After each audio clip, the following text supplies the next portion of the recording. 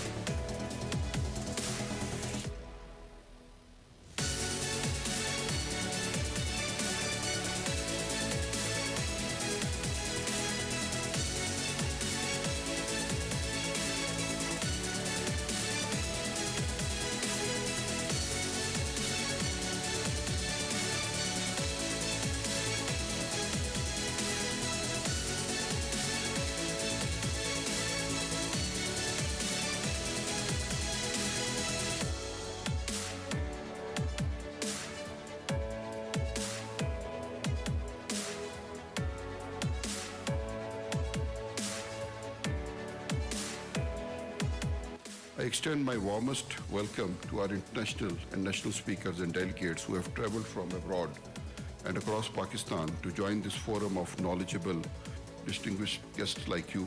Your expertise and experiences are invaluable contributions to our collective learning.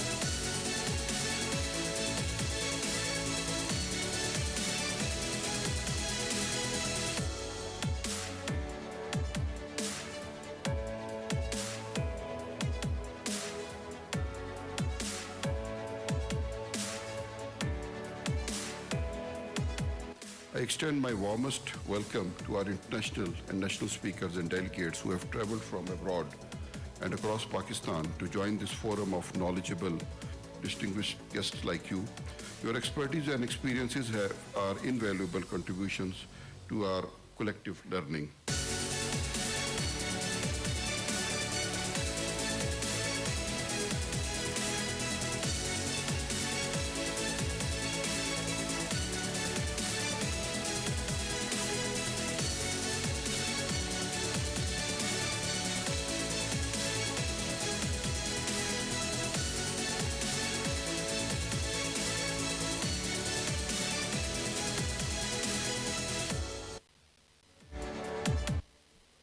Hello, hello, hello, hello, hello, hello, sound check, one, hello, hello, hello, check, sound check, one, hello,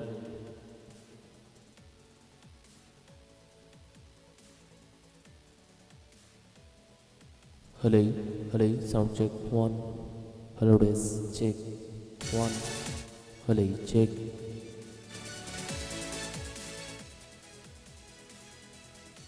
Hello, hello, sound check, one, hello, hello, check, one, sound check, one, hello.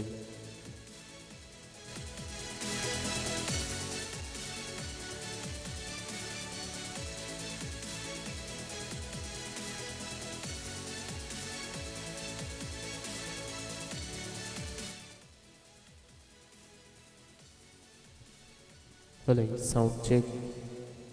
Hello, check. One. Sound check. One. Hello, check.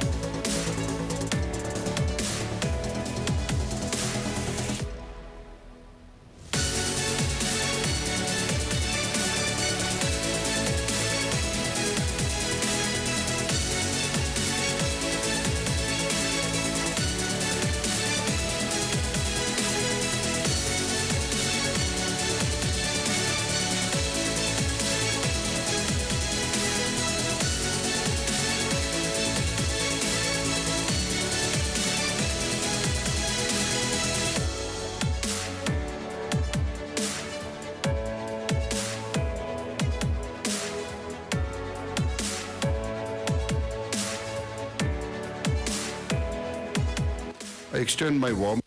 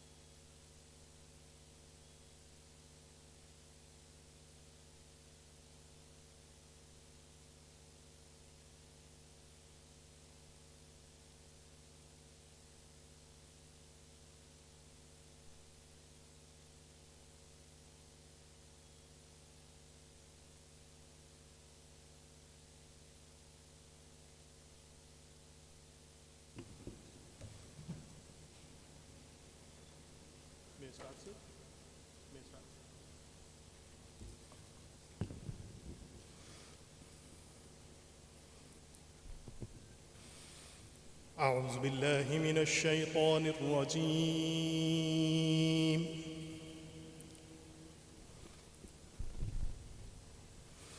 بسم الله الرحمن الرحيم.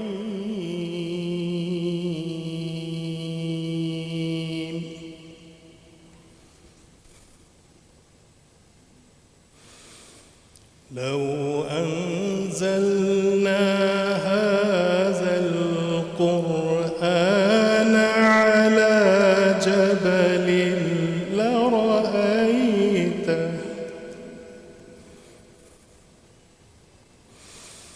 لرأيته خاشعا متصدعا من خشية الله.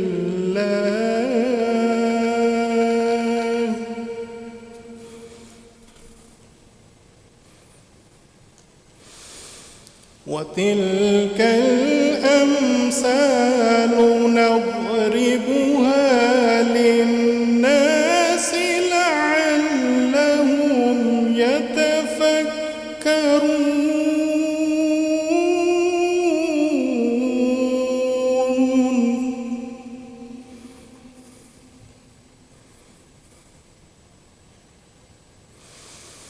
هو الله الذي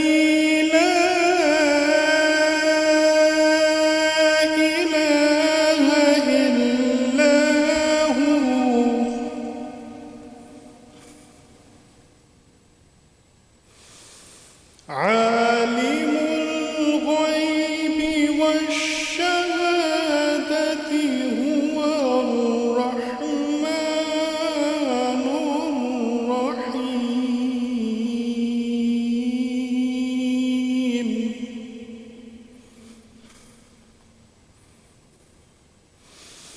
هو الله الذي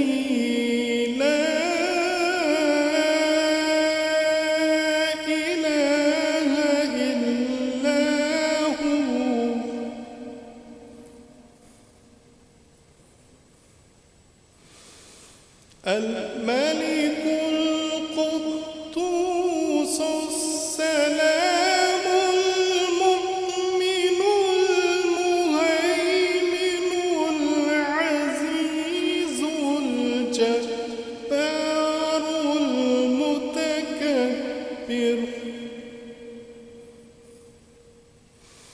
سبحان الله عما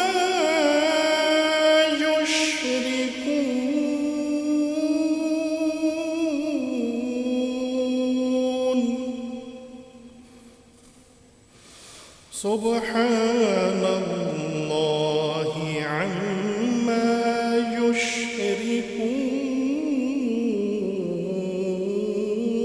يشركون. هو الله الخالق البارئ المصور له الأسماء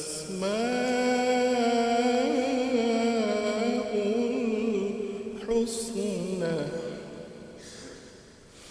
يسبح له ما في السماوات والأرض وهو العزيز الحكيم.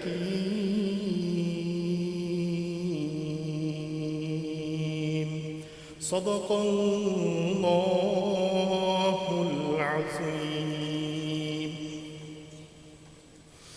بلغ العلا بكماله كشف الدجى بجماله حسنت جميع خصاله صلوا عليه وآله.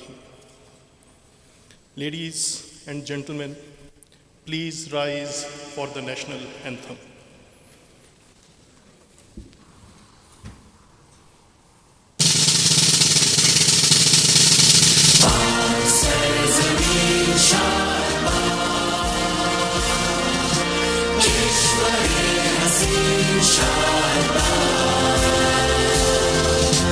Tu mi shani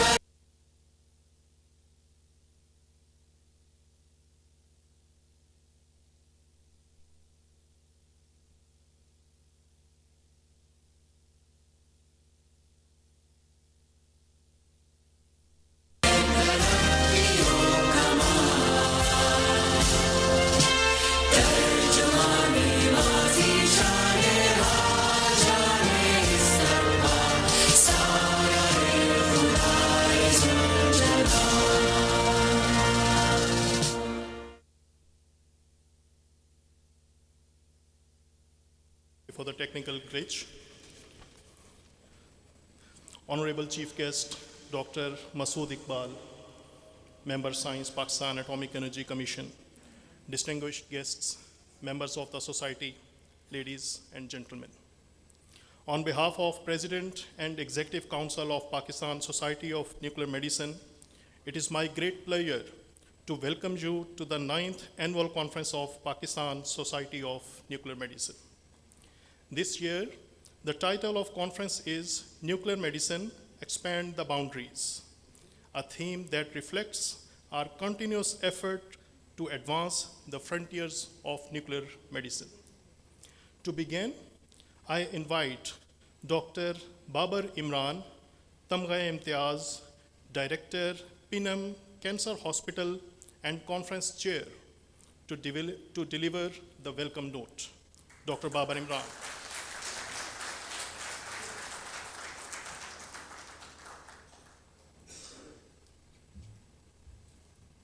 Bismillahirrahmanirrahim. Assalamu alaikum and good afternoon. With your permission, sir.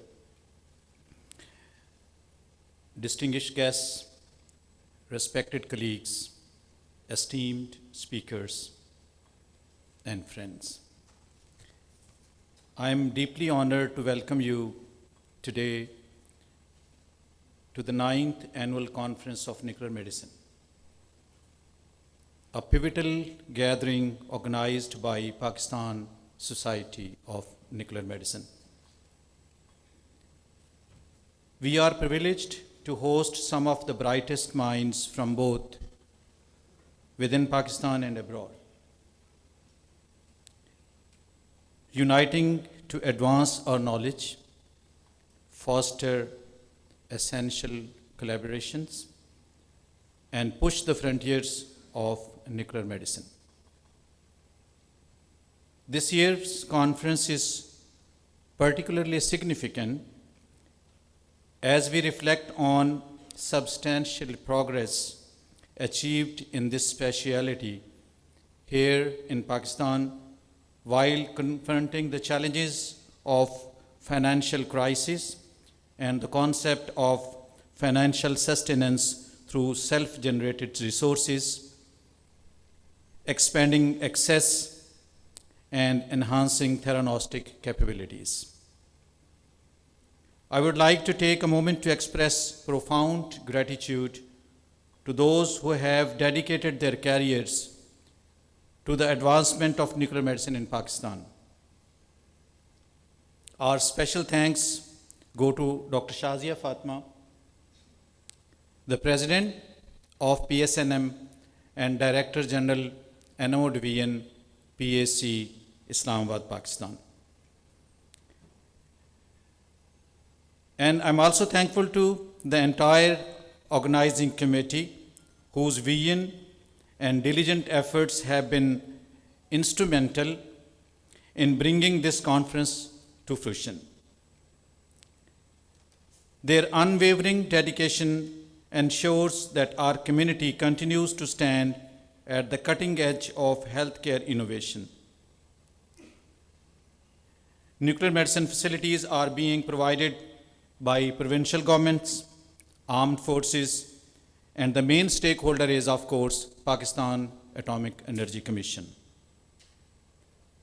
Commission recognizes the importance of nuclear medicine and is committed to fostering its development and accessibility. We are privileged by the steadfast commitment of Pakistan Atomic Energy Commission to the field of nuclear medicine. Support we get is unwavering and the stakes indeed are very high. And of course, this support is not merely a pledge, it's continuous action towards building robust infrastructure, enhancing technological capabilities, and investing in next generation nuclear medicine professionals. Each step Pakistan Atomic Energy Commission takes is aimed at ensuring that citizens of this country, citizens of Pakistan, have access to the best possible care and that our specialists are equipped with cutting-edge tools and knowledge. A cornerstone of our conference is the commitment to collaboration. It's my firm belief that science thrives on collective efforts that transcend regional and global geographical boundaries. Let's embrace this collaborative ethos wholeheartedly. Dr. Masood Iqbal, sir, we should ensure that high achievers offer a mentoring mechanism to help less privileged nuclear medicine centers maintain an optimal pace even if they cannot match the more advanced centers. Lastly, I extend my sincere thanks to our speakers, sponsors, and participants. Your engagement and continued interest are the lifeblood of this event. I also plead you to connect with your peers and to explore avenues for collaboration and growth.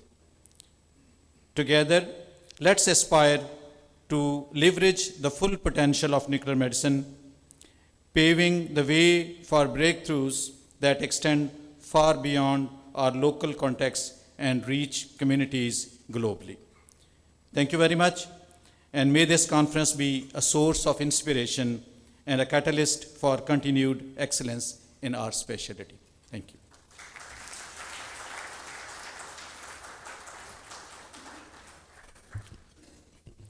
Thank you very much, sir. I now invite Dr. Shazia Fatma, President, Pakistan Society of Nuclear Medicine, Director General, Nuclear Medicine and Oncology, PAEC, for a welcome address.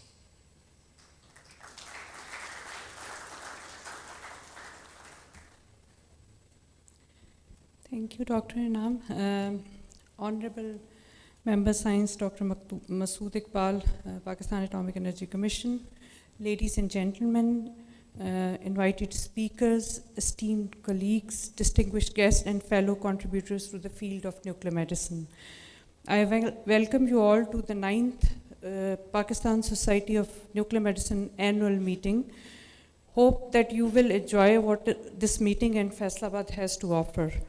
First and foremost, I would like to express my profound gratitude to our chief guest, Dr. Masood Iqbal, for gracing us with this esteemed presence. PSNM was founded some 29 years ago and has grown tremendously from a small club of people who represented the field to a much larger living and breathing organism, which includes not just a few scientists and doctors, but a conglomerate of nuclear physicians, medical physicists, biomedical engineers, technologists, and most of all, an excellent and close collaboration with local and global nuclear medicine community, industry. Today, we gather at a juncture where our past achievements blend seamlessly with the promise of a brighter future. I'm deeply honored to stand before you as the President of Pakistan's Society of Nuclear Medicine to welcome you to the 9th annual conference. The prestigious gathering is more than just an event. It's a beacon of knowledge, a platform for innovation, and a testament to our shared commitment to the ever-evolving field of nuclear medicine. The schedule of this conference encapsulates the dynamism of nuclear medicine, from the precision imaging of cancer treatments, exploring the cutting-edge theranostics, to understanding the transformative role of hybrid imaging. Our discussions promise to be both enlightening and impactful. Beyond the presentations, our workshops stand as a pillar of hands-on learning, designed and led by international and national luminaries. These sessions aim to equip every participant with the practical skills and insights, whether you are delving into the nuances of radiotherapy planning or the intricacies of advanced imaging modalities. The vibrancy of our field is in its youth, and I'm thrilled about our exclusive sessions designed for the next generation of nuclear medicine practitioners. These workshops will enable budding professionals to engage, learn, and seek mentorship from the stalwarts, thus laying a strong foundation for their future careers. With speakers from the diverse geographical locations, we are indeed a global community. Our shared goal is not just individual learning, but forging connections, collaborations, and partnerships to elevate our field. Pakistan's journey in nuclear medicine, though laden with challenges, has been one of the determination, resilience, and progress. As we convene today, let's remind ourselves of our unwavering commitment to providing better healthcare solutions and brighter prospects for our patients. As we proceed, let me also draw your attention to a unique segment we have incorporated, our awards ceremony. In our endeavor to recognize exceptional talent, we honor the budding stars with Young Investigator Award. Furthermore, our Professional Excellence Award will be a homage to seasoned physicians whose lifelong contribution have paved the way for many. The field of nuclear medicine and molecular imaging is growing tremendously, and we need to keep the pace with the newer modalities for imaging and therapy, for which the PSNM keeps on striving. In conclusion, I urge each one of you to fully engage in this conference. The tapestry of knowledge, innovation, and collaboration awaits your unique thread. Let's remain anchored to our core mission, enhancing the quality of life through the continued evolution of nuclear medicine. Thank you for embarking on this journey with us. Welcome to the 9th Annual Conference of Pakistan Society of Nuclear Medicine. As we dive deep, let's learn, innovate together, and shape a better tomorrow. Thank you very much.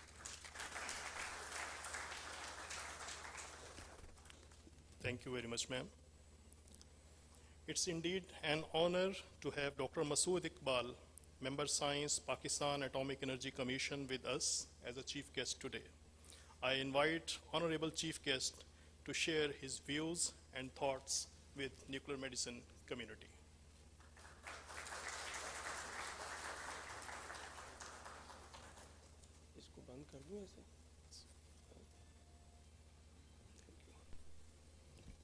Thank you. Bismillah ar-Rahman ar-Rahim. Dr. Shazia Fatma, President, Pakistan Society of Nuclear Medicine. Dr. Babar Imran Tamgai Imtiaz, Conference Chair, Director PINAM. Various teams, colleagues, senior colleagues, the fellow healthcare professionals, particularly our foreign colleagues. Assalamu alaikum and very good afternoon.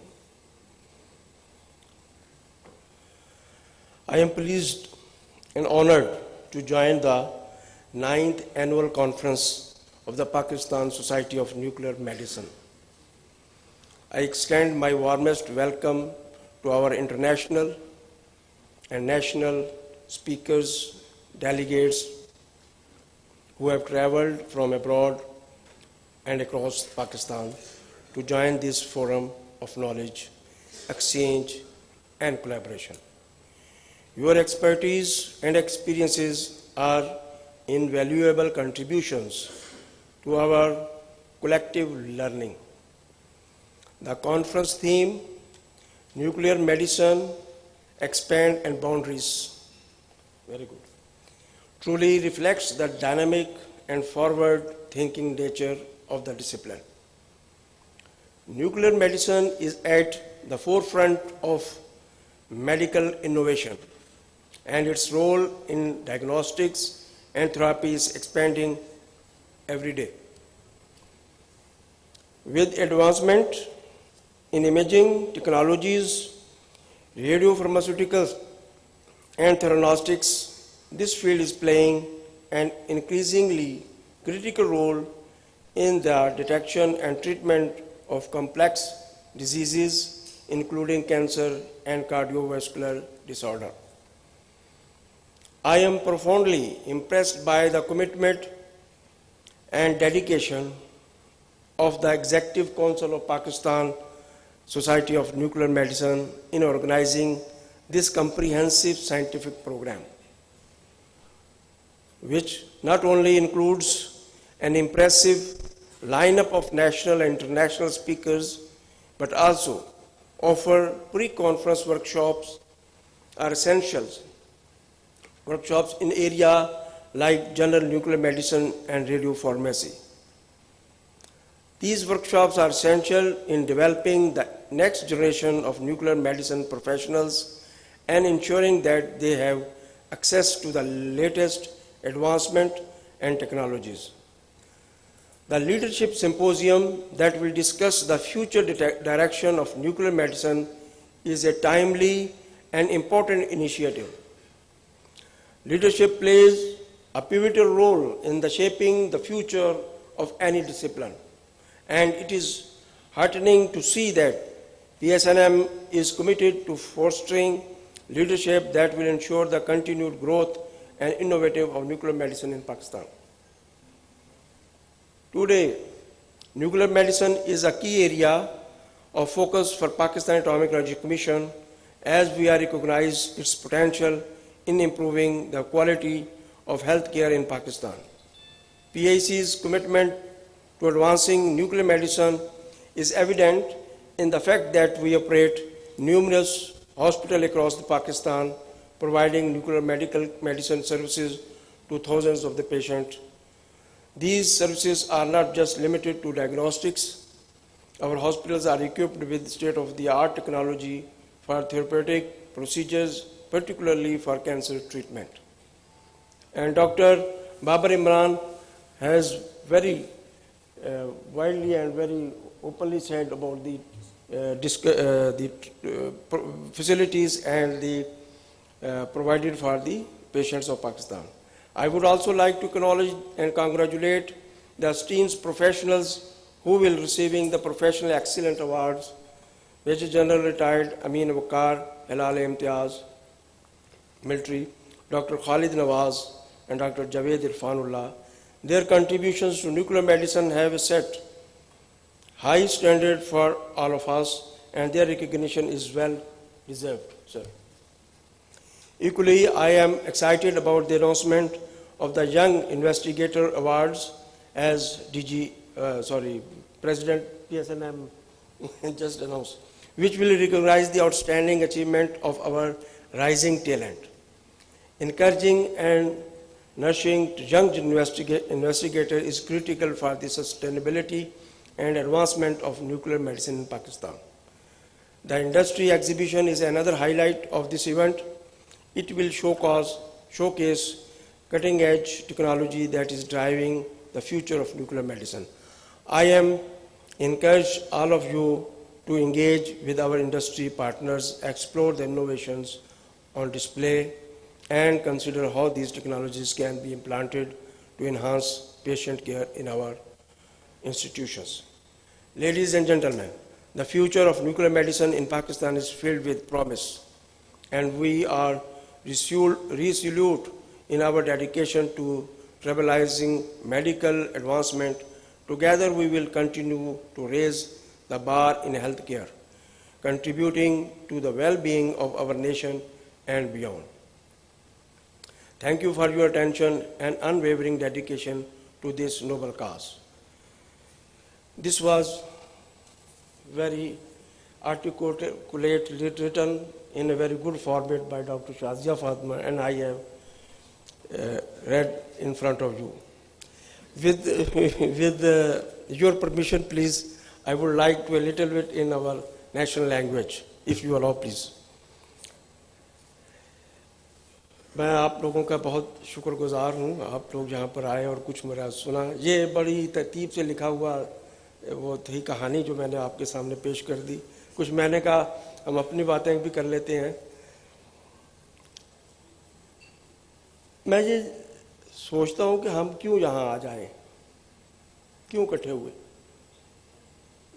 एक society है, उसने एक function कराया, कोई गोल होगा, कोई इसका कोई मोटिवेशन होगी बैकग्राउंड पे। हर काम के पीछे कोई ना कोई मोटिवेशन होती है। तो वो क्या चीज़ है जिसके लिए हमने ये प्रोग्राम किया है? हम सारे लोग, मैं भी इस्लामाबाद से आया, आप लोग बड़ी दूर दराज से आए, तो दैट इज़ जो मेरे ख्याल में है वो है पेशेंट केयर। हमारा सब काम एम क्या है? Patient care. कि हम सारी ये कोशिशें, सारी मेहरबानी जितनी भी इकट्ठी कर रहे हैं, उसका मकसद है कि हमारा जो मुल्क का जो मरीज़ है वो बेहतर फैज़याब हो सके डॉक्टरों से, टेक्नोलॉजिस्ट से और बाकी भी जो फार्मास्यूटिकल्स वगैरह से। तो हमें सोचना चाहिए, कभी कभी अपना रिवाइज करते रहना चाहिए सबक, कि हम कितने इसमें कामयाब हैं, हमारा पेशेंट कितना हमसे सक्सेसफुल है, जो उसने हमसे उम्मीद लगाई हुई है क्या हम वो उसको डिलीवर कर रहे हैं in the form of doctors, in the form of pharmaceuticals, technologists, and the equipment which are being used, being supplied for the patients. This is just a point of thought from me. Please, you are professionals in this field. You people are wonderful people. You people did a lot of jobs. क्या हम इस काम को कितना कर रहे हैं और क्या पेशेंट तक पहुंच रहा है उसका रिजल्ट? ये हमारे लिए सोचने की ज़रूरत है और इसको ज़रूर सोचिएगा और देखिएगा कि हम कितने कामयाब हैं इसमें। I am also very much thankful and deepest gratitude to Pakistan Society of Nuclear Medicine for inviting me to be a part of this remarkable event. I look forward for the rich discussions, innovative solutions, and the transformative energy that will emanate from this conference. And also the organizing team, particularly, we are gathered here very हम बैठे हुए हैं बड़े आराम से, सुकून से, लेकिन इस सारे करने के पीछे एक ऑर्गेनाइजिंग टीम की दिन रात शबानो रोज़ मेहनत है। That should be acknowledged. I think इसमें आप लोग शामिल हैं, फिल्म की जो टीम है वो शामिल है। मैंने जो थोड़ी सी बातें पहले की है ना, वो हमारी रिलीजन से रिलेटेड है। हमारी कुरान पाक में दुआ है, वैज़ा मरिज़्तु फ़हुव यशफ़ीन। जब मैं बीमार होता हूँ तो मुझे वही शिफा देता है। तो अल्लाह शिफा देने के लिए आपको सोर्स बनाता है। You become the part of Allah, जिससे वो पेशेंट सेहतयाब होता है और हासिल करता है। तो ये देख लीजिए कि हम अल्लाह का साथ कितना दे रहे हैं। Thank you very much. Stay blessed. Allah हाफिज़।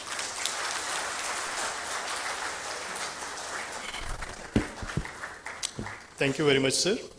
Now I would request worthy chief guest to present souvenirs to our guest speakers for the plenary session. I would request Dr. Babar Imran and Dr. Shazia Fatma to please accompany the chief guest for presenting here. First, I would request Dr. Arif Sheikh. He has come all the way from USA.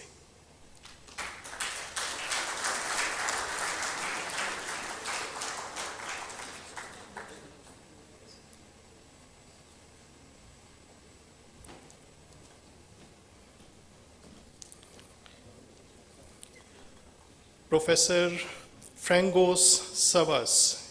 He is President-elect, World Federation of Nuclear Medicine and Biology. He has come from Cyprus.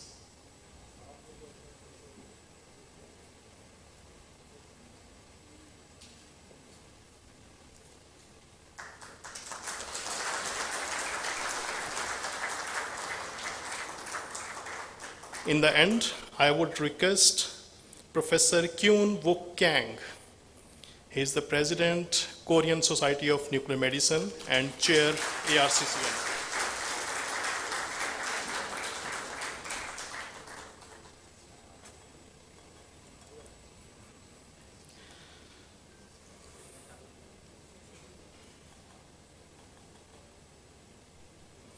Now I would request Dr. Shazia Fatma and President Pakistan Society of Nuclear Medicine and Dr. Babar Imran, Conference Chair, to present the souvenir to the chief guest.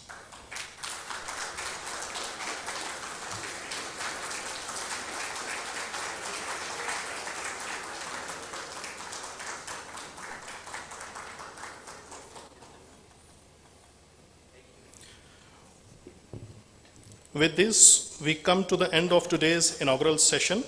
On behalf of President and Executive Council, PSNM, I am once again grateful to Honorable Chief Guest, distinguished guests, members of the Society, and industry partners who have joined us to support the event. I would further request all the speakers and faculty members, organizers, and members of the Society to join the Chief Guest for a group photograph.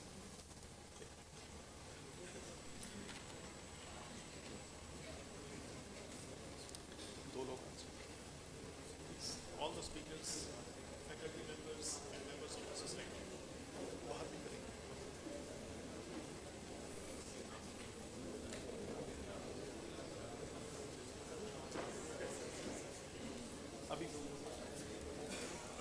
Please, all the speakers, faculty members, and members of the Society, please join the Chief Guest for the group photograph. Here. After the group photograph, we'll accompany Honorable Chief Guest to inaugurate the industry exhibition, as well as for a welcome tea at the adjacent Ravi Court.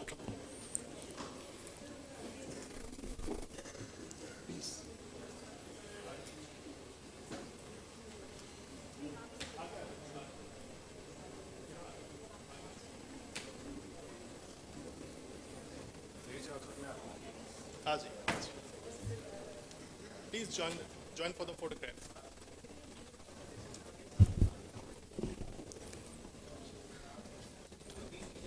All the members, please join for the group photograph.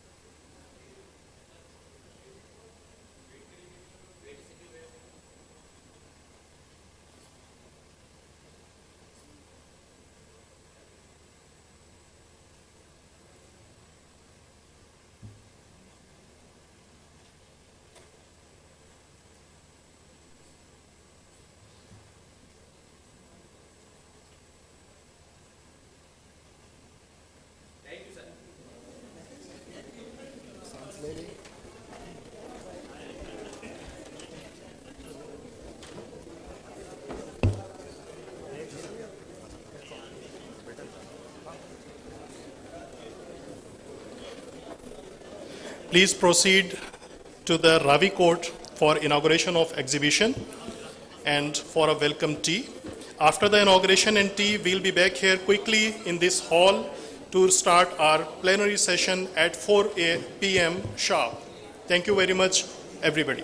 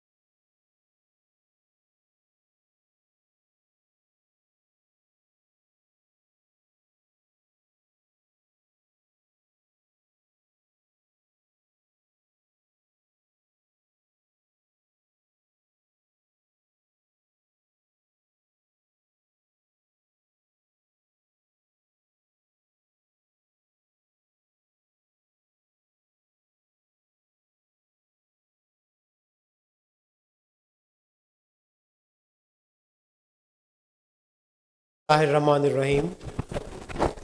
Respected teachers and my dear colleagues, good afternoon and assalamu alaikum. I am Dr. Awais bin Qadir and I welcome you all in the first scientific session of 9th Annual Conference of Pakistan Society of Nuclear Medicine. First of all, let me introduce the chair and co-chair of the session. For the chair, I would like to invite General Amin Waqar Hilal Imtiaz. He is one of the founder members of the nuclear medicine in the Pakistan.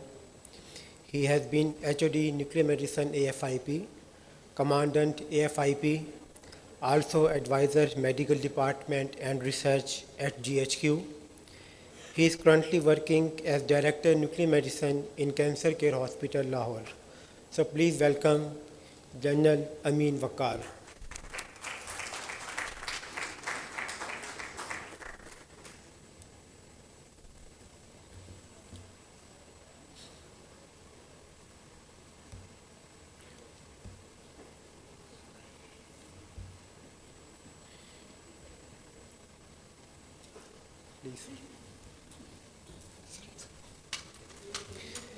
Next, I would like to invite co-chair Dr. Amra Shami.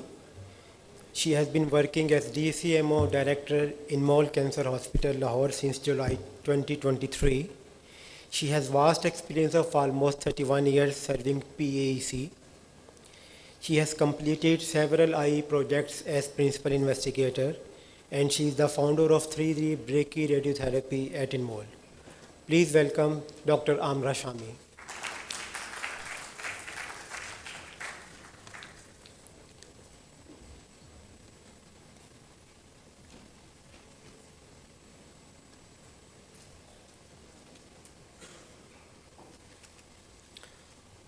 So with the permission of chair and co-chair, we'll now move towards our scientific sessions.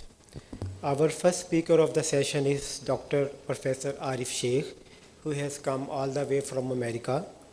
He is clinical professor, medical director, and chief nuclear medicine at Kettering Hospital. He is director of targeted radionuclide therapy.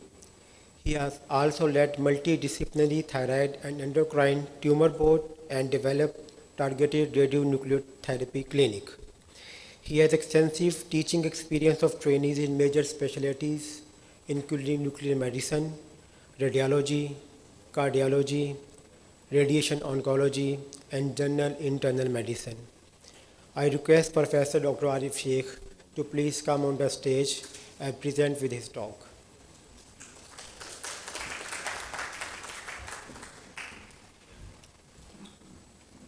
Thank you very much, ladies and gentlemen. Good afternoon. Assalamu alaikum. It's always an honor to be invited and always a pleasure for me to come over and present. And a special honor that I am the first speaker kicking off the conference with a plenary session based on trailblazing trends in nuclear medicine. I will say that we are moving at a very breakneck speed as to what's happening. If someone tells me they're keeping up with the literature, they're lying. I do not believe them. The literature is moving extremely fast. If they're either not telling the truth or they are not working. They're just spending their time reading and not doing any practical stuff because things are happening very fast. I have no disclosures for this event. So where is it happening? It's happening everywhere, in all aspects.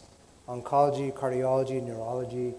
It's happening in the clinical sciences. It's happening in the basic sciences. Radiochemistry is developing. Radiopharmacy is developing. This has all happened within the last 6 years, and the last 4 years, and the last 2 years. It's accelerating at an enormous pace. Technological developments. There's a paradigm shift in the types of services we're providing. There's the accelerated knowledge base that we're accumulating. And what's driving this is, let's face it, is big pharmaceutical companies pouring in cash and is driving the whole field forward. So again, some of the memos from within the Society of Nuclear Medicine. We can see that just in the US, the trends and projected trends in the market are big. There's nothing like this going on in medicine anywhere or has been seen for a while. Now, part of that is we're a very small field and therefore growing very rapidly. But if you just look at this is all the products that are being developed. As you can see, there are basically 4 circles. These are the therapeutic products. These are not necessarily just the diagnostic products. So the outer circles are in phase 1, the inner circle phase 4. The only 2 that have been FDA approved in the US are Lutathera and Pluvicto. All those other products have popped up in the last 2 to 3, maybe 4 years. Okay? Now I will tell you this. About 10 years ago, I visited the National Institute of Health, the NIH, in the US. And there was a conversation going. Make a long story short, they told me, we have 3,000 ligands waiting for somebody to touch them. That was 10 years ago. This is nothing new. Because there's pharmaceuticals driving this, everyone's jumping to the old stuff and maybe modifying it and stuff. So if you're thinking that number is big, wait till the rest of the 3,000 show up. So yeah, we already know there's water behind the dam. So what is the latest new trends? Why I say the latest new trends? Because there are new trends all the time, but that new trend is changing constantly. So these perhaps latest new trends, again, there's nothing really mysterious about them. It's multimodality imaging, molecular imaging, technological breakthrough. In therapeutics, we're already thinking about multiradionuclide therapies, multi-targeted approaches. Dosimetry is becoming very big. I've given talks in dosimetry in the past. People would kind of look at me and say, okay, very interesting, but all of a sudden, it's something that's come into our faces. In the US, these are the radiopharmaceuticals that are already approved for oncology, cardiac, neurology, and the ones in development. And again, you can see based on that, these are already this list is obsolete, right? Because it's growing so fast, I can't keep up with it. So just case in point, estrogen imaging for breast cancer. It's Breast Cancer Awareness Month. I thought it would be appropriate to just show a slide. Patient had an FDG staging PET scan done, which is the bottom row. You don't see much anything. And then it had an estrogen PET scan for a lobular cancer. And you can see there foci of uptake in nodules that look very, very nonspecific on the FDG images. The images are required just 3 months later, and clearly there's metastatic disease. So completely changed the staging of this particular patient. Last year I had a presentation on methionine imaging and amino acid imaging.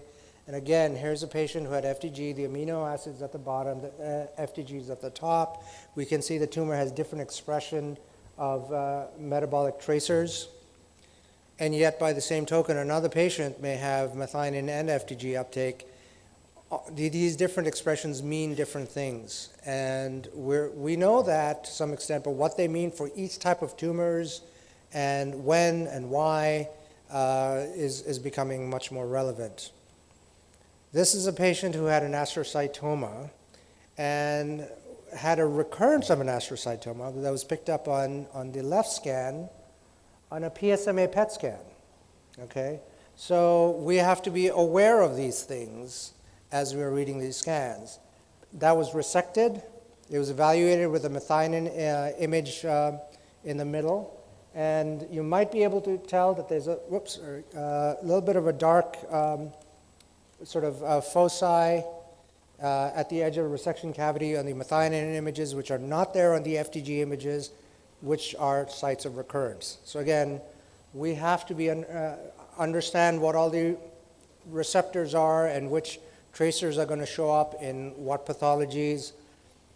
PSMA is just the opening shot because everybody's interested in FAPI, right? And FAPI, as far as we know, is 28 tumors and counting and has great expression, and yet it is also somewhat discordant with FDG. So how many other tracers is going to map with, not map with? So we really have to start thinking about the various receptors we're imaging, not just the pathologies anymore. I think we're all moving away from the paradigm of a histologic pathology and more a receptor-based pathology as we look at things. So here's a list of theranostic agents out there, at least in the US, that have been FDA approved versus those in development. And I mentioned that list is already obsolete because that list is growing at a breakneck speed. So what are we interested in? Yes, we're starting to administer it, but everyone's getting interested in this concept of dosimetry because data is coming out showing, well, if you give higher doses to certain patients, you may get comparable toxicities, but you get improved outcomes. So in this case, for example, the patients getting higher doses of PSMA did better in overall survival than lower doses. This is just, again, dosimetry in another context, is people getting liver-directed yttrium-90 microsphere therapies, again showing that tumors respond better to when there is more radiation given to them. And again, these concepts aren't new. I mentioned I've presented on dosimetry in the past. We've done that work. I did that work when I was in training 25 odd years ago. This is I-124, where we did dosimetry of the or thyroid cancer patients. We did dosimetry of normal organs, trying to see what kind of doses are actually being delivered.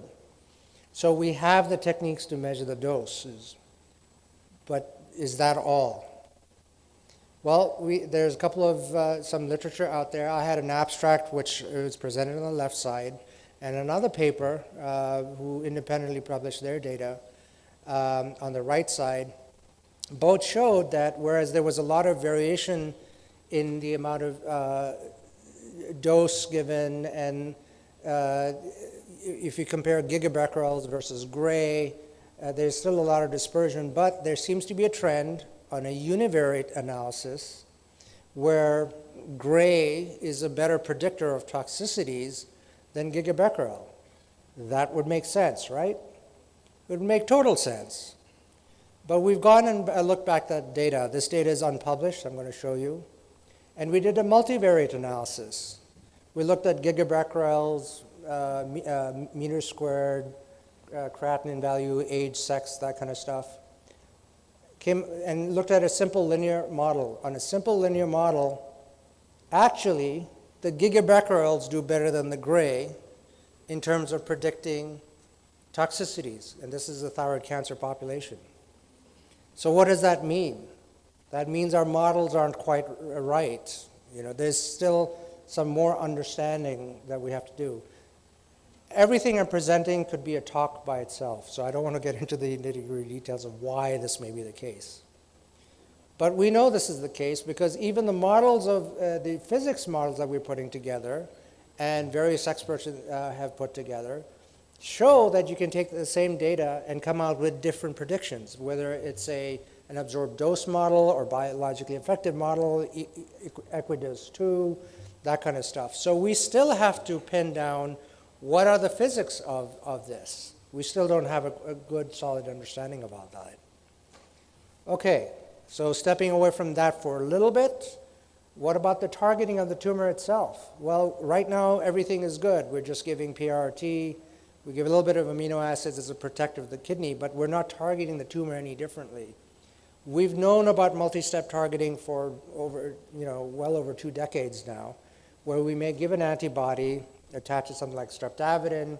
We give a clearing agent to clear any remaining antibody in the blood, so that just leaves the targeted antibody, and eventually give biotin, which has great avidity for streptavidin, and the biotin has a radioisotope attached to it, so it will very specifically target the tumor. So it's a multi-step process in how we're targeting the tumor. But again, radiochemistry has developed, and there are neurolinkers and agents. SADA is one of them, self-assembling and disassembling domain. This is not by any means the only one. There are several of them. I'm just showing you examples where this provides certain advantages to just the multi-step targeting that I showed. For example, this is just showing you a graphic of what it would look like, because your toxicities are going to be based on your tumor to blood ratios. So if you were just to give an antibody attached to a radioisotope and it floated around and got to the eventual target site, you can see on the left side the the tumor to blood ratio is relatively high. But if you start getting into these ideas of multi-step targeting and clearance, you can see that improves. Eventually you get to this sort of the SADA type thing. And again, these are sort of theoretical models that you will improve your targeting much better and reduce your toxicities. Not only that, these are antibodies. So, and we have targeted proteins. We have different type of proteins we're putting together, different domains we can modify. So just that is changing, and how we use that in our targeting and our radio labeling and what we use it for is going to be very important. And as these proteins or antibodies become more sophisticated, remember, they're going to have activity by themselves, irrespective of the fact that we've also given a radionuclide on top. So, you know, a little bit. So we give these treatments. We're doing multifractionated treatments. We actually did, again, as I was a resident, I participated in clinical trials for, which is the C2 Chimera G250, which is now called girentuximab. It's coming through for renal cell carcinoma. These are 3 different courses for a patient. So a patient would come in, get a course of fractionated treatment, come in a few months later, get another course of fractionated treatments, and before each course, they would have a dosimetry, just a single dosimetry where we just look at one clearance, and based on that, try to predict what the fractionated approach would be.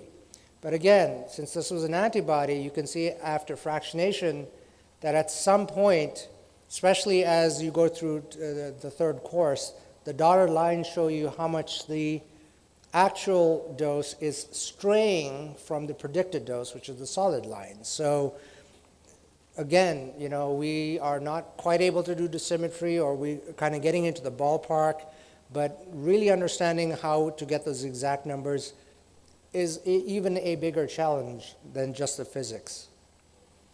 So with that being said, you know, what are we looking at? We're looking at different disease states. We're understanding that we're starting to get all these biomarkers, where to use the imaging, when to use it, and even within the tumors, expressing different gene types and receptors that we're going to be using different types of therapies to treat these patients, and even imaging for that matter. And even within a tumor type, you know, are we looking at a mild, an aggressive form, or a highly aggressive form? You know, should we be, FDG is probably not going to go away. I mean, FAPI is coming up, but we have an inherent understanding of FDG. FDG is probably going to be our base understanding of tumors as much as thyroid cancer is our base understanding of theranostics. So that's probably not going to go away, that understanding. It's just that things that we've never thought about before, even in thyroid cancer, we should start thinking. I take some of what I learned from prostate cancer back to my thyroid cancer patients, which is something that I feel that our endocrinology colleagues do not have that advantage of being able to do so. But throwing on top of all that, we know that there are biomarkers, there are blood markers that are being developed that show high predictivity in being able to predict whether a patient will respond to PRRT or whatever other therapies that they are. So throwing this into the mix with dosimetry and all the other clinical markers may help us predict. And that's what goes back to that slide I showed you, that if you have a multivariate analysis, you might be able to better predict how the patient's going to outcome. And it's not just about just the physics anymore. I was involved in the phase 1 clinical trial a little over 10 years ago, because where we did this is lutetium J591, which is an antibody for prostate cancer. This was a phase 1 analysis where a trial where we did lutetium J591 with docetaxel. So it was done fairly concurrently.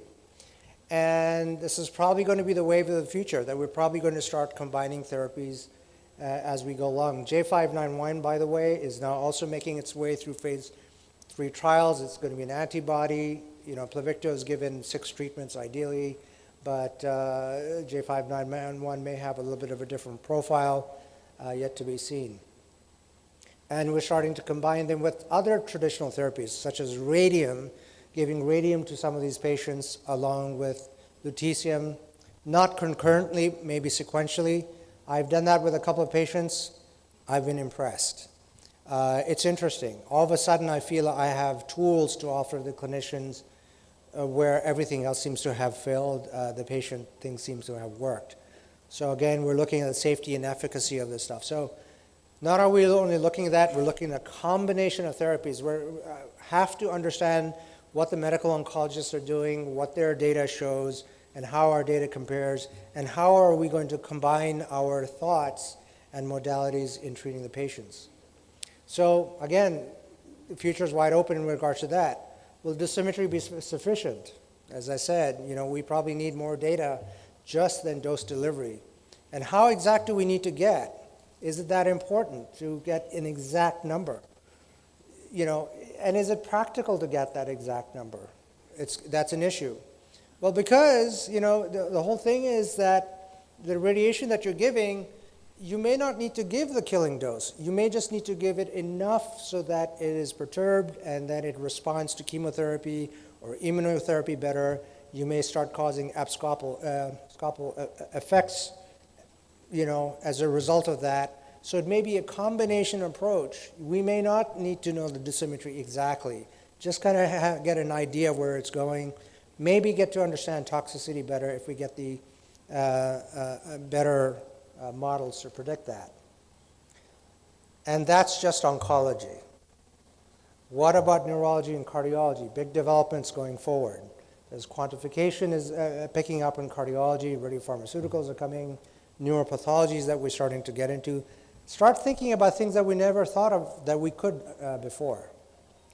This is an interesting an article that recently came out. It's just sort of an illustration of the history of nuclear cardiology, all the way from blood pool imaging, coming down to technetium SPECT and PET imaging, and now getting into viability, sarcoid, and so on and so forth. So nuclear cardiology is certainly in development, looking at a lot of different disease states, a lot of interest in developing various types of radiopharmaceuticals. The big interest, and now very clinically viable, is looking at corneal flow reserve. I will be presenting some cases later in the conference this year on how to use corneal flow reserve. The one big thing is, you know, the dreaded triple vessel balanced ischemia, where the scan looks fine, but it turns out they have balanced disease. That's where it is. But once you start using this tool, you realize it is much, much, much more than that, and in the management of the patient. And I hope to be able to show you some cases for that. Amyloid imaging in cardiac, you know, it's felt it is an unrecognized disease. We're screening a lot more patients. We're doing it on SPECT side. There's a huge movement to do it on the PET side. So that's in the making. And then there's neurocardiac imaging. We could look at cardiac imaging to help define certain type of neuropathologies. So we're looking at different pathologies at different places to be able to make diagnoses. And speaking of neurology, the big thing now is Alzheimer's disease. There are now treatments available to treat Alzheimer's. I think these are just the beginning drugs. They will probably get more sophisticated as time comes along. But we're doing FDG imaging, amyloid imaging, tau imaging is becoming important, and knowing what those pathologies mean in context, you know, knowing the entire neurology of that itself is a field of discovery.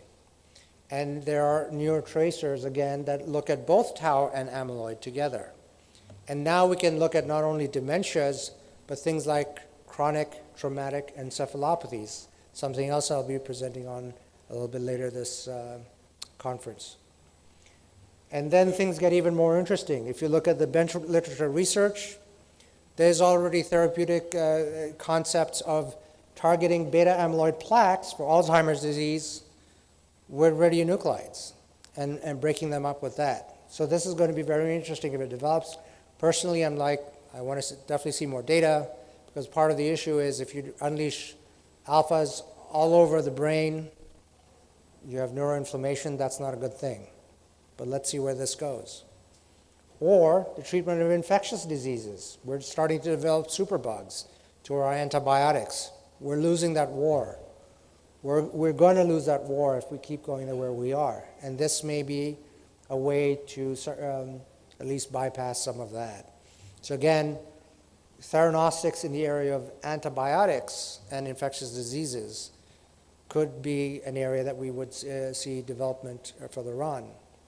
But all this requires scanners and equipment to be present all over the world. And SNMI is, in conjunction with all these societies, we're starting to keep a track of where the scanners are, what's going on, who's developing, and trying to see, kind of predict the needs that are going to be needed in order to handle the world's population with all these diseases. And just the technology itself is developing. It's not just the presence of scanners.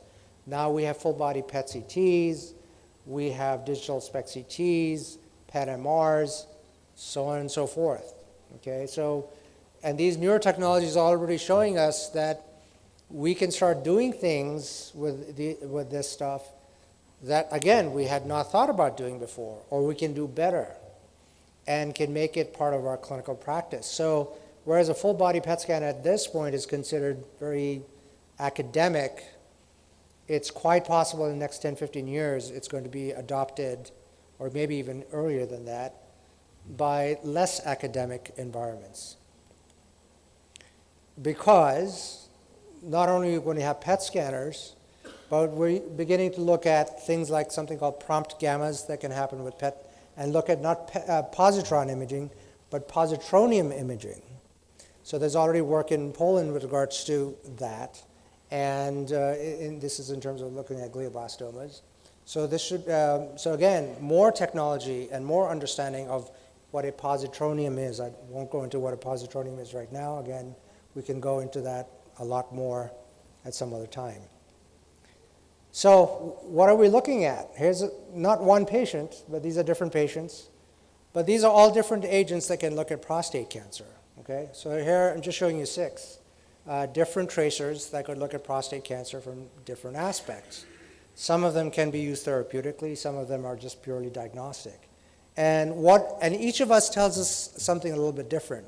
So picking and choosing, so now the clinician will come to us and say, what do I choose? Which scan should I go for, right? You can't go with all 6. Because these are the trends, this is a practical issue. These are the trends in costs of diagnostic testing. You can see imaging way outstrips everybody else. So we can't just keep doing more scans. We have to get smarter about it. But guess what? We're also getting smarter on the technological side. Because again, on the basic science side, we've seen proof of concept that again, using prompt gammas, we can image 2 different PET radioisotopes at the same time, as simultaneous imaging. So that should be very interesting, because that would mean we don't have to do, say, separate FDG and dotatate scans. We could probably just give it together and get 1 scan out of it, or 2 or maybe 3. Okay, that was really not considered feasible several years ago, but now, at least on the basic science side, it seems like there may be some development in regards to this. Some newer radioisotopes to watch, and again, with all this development, we want to be able to show used newer radioisotopes. This list is what? It's obsolete. Because now you look at the literature, you'll see all sorts of radioisotopes sort of just percolating through. These are the ones that are sort of making their way through, that you'll see that are already in the clinical trials phases and are being talked about. But there's many other radioisotopes that are coming through. And these are the current facilities in the world that are the major reactors that are producing the radioisotopes that we're all using. We're relying on them to provide us our raw material at this time. There are other facilities, of course, as well, but these are the major ones. And because of that, there's this whole reactor generator supply model. It's global. It's susceptible to global disruptions. This day and age, you've got to think about the political issues, economic issues that are taking place, social environments, all things that can disrupt this at any time. So we are looking at, we have to develop reactors. And again, the SNMI and everyone else are keeping track of this. How many reactors are there per continent? Where are they needed? How many cyclotrons are present? Where are they needed? What are they going to be able to supply? So the continuing challenges are, we're in the midst of a technetium shortage, at least global.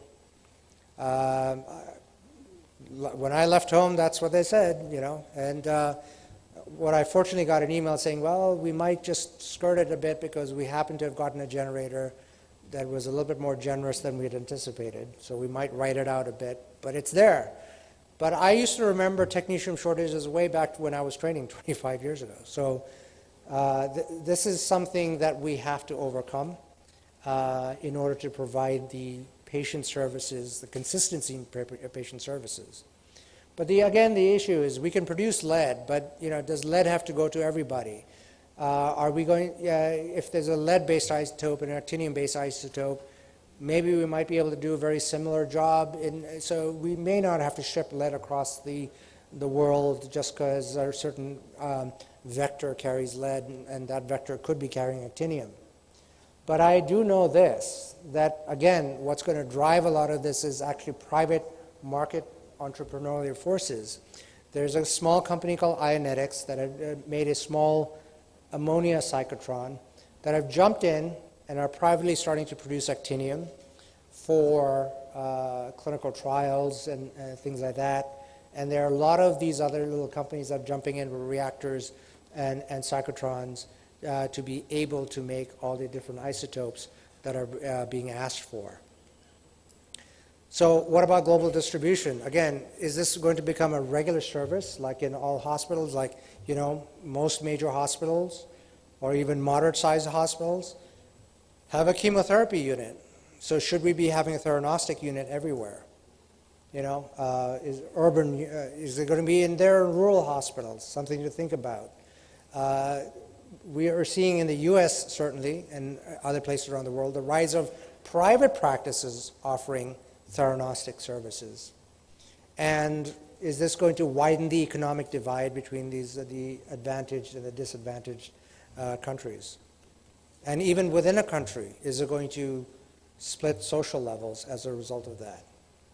Again, another map. This is now Lancet has, in oncology, put a task force together to look at this issue of radiopharmaceuticals. It was just published in September. So this is really a new data, and they're looking at this aspect. For example, this is looking at PRRT and MIBG treatment for neuroendocrine tumors, and again, trying to get a handle of where things are and how things will need to develop over time. So these are all challenges that we're facing. Everyone knows this tide is coming, but the task is daunting by the same token. And healthcare disparities, as I just mentioned. The picture I showed you, a lot of folks know, people know, this is reality for a lot of people. This is dental care for this patient. We are an expensive modality. We are an expensive service. So how do we balance priorities even within the U.S.? Even within the U.S., how do we balance those priorities? So again, one of the other things, this is Dr. Sartor. I happen to have met him a long time, but he's one of the PSMA people. Basically, he says that, PET scan might be useful because we can use it to target what we see. He's made this statement relatively recently. We've known this for several decades. We inherently know that that's what we're offering. This is something our colleagues are just beginning to understand. There's a rapid rise of radiation oncology getting involved in this. nuclear oncologists are slow to get up just because we're a smaller group. But my take on this is very important, especially if radiation oncology says, oh, this is all radiation-based. Theranostics is actually not a radiation-based therapy. It's rather an immunotherapy with a radiation component to it, okay? That's important. So, I don't, when the radiation oncologist says, oh, it's a radiation-based, no, it's not. I want to work with my medical oncologist because looking at multi-step target and everything like that, antibodies, that's the main component. I'm adding the radiation component to their therapies, and then we shall see where it goes. Yeah, we may have to share facilities. And this is, again, is a snapshot at a talk, radiation oncology. They're looking at this very closely. Oh, this is big money for us. So we have to establish the narrative here and understanding what this is. Because we know what's coming. They don't understand. They see what's now. They don't understand what's coming. We know what's coming because I did it 25 years ago. We did this 25, 30 years ago. We know all that stuff. So my parting thoughts is, it's important because there's so much money coming in. Radiation oncology is big. All these other places are big. They may just come in and take us over and drive us out of the field. We have to prevent that because we already have an inherent understanding of what this is. Are we going to subspecialize? In 5 to 10 years, I may not read neuroscans anymore because I may have to concentrate on oncology. Like I said, we have to establish and control the narrative. Let's think about it. We're going to split, people are going to urinate radionuclides into the environment that we give them. There's an environmental impact, okay? People are going to start asking questions. Then the conspiracy theories are going to start. Right? So, again, be prepared. How do we diffuse nuclear technology in today's global political environment? There's a lot of tensions in the globe as a result of that. There are healthcare disparities, ethno-racial, economic injustice, things like that. And I hope that kind of gives you an overview. Again, a lot of thoughts, a lot of things to go into in depth. And I hope the rest of the conference will answer some of those questions for you, or perhaps bring up new ones. But most importantly, I hope there was food for thought. And with that, I thank you very much for your time. Thank you so much. Thank you, Professor Arif Sheikh. And because of shortage of time, we will have the question and answer session at the end. We will now move towards the next presentation, which is by Professor Frangos Savas. He is a nuclear medicine specialist working in the Cyprus Oncologic Center in Nicosia, Cyprus.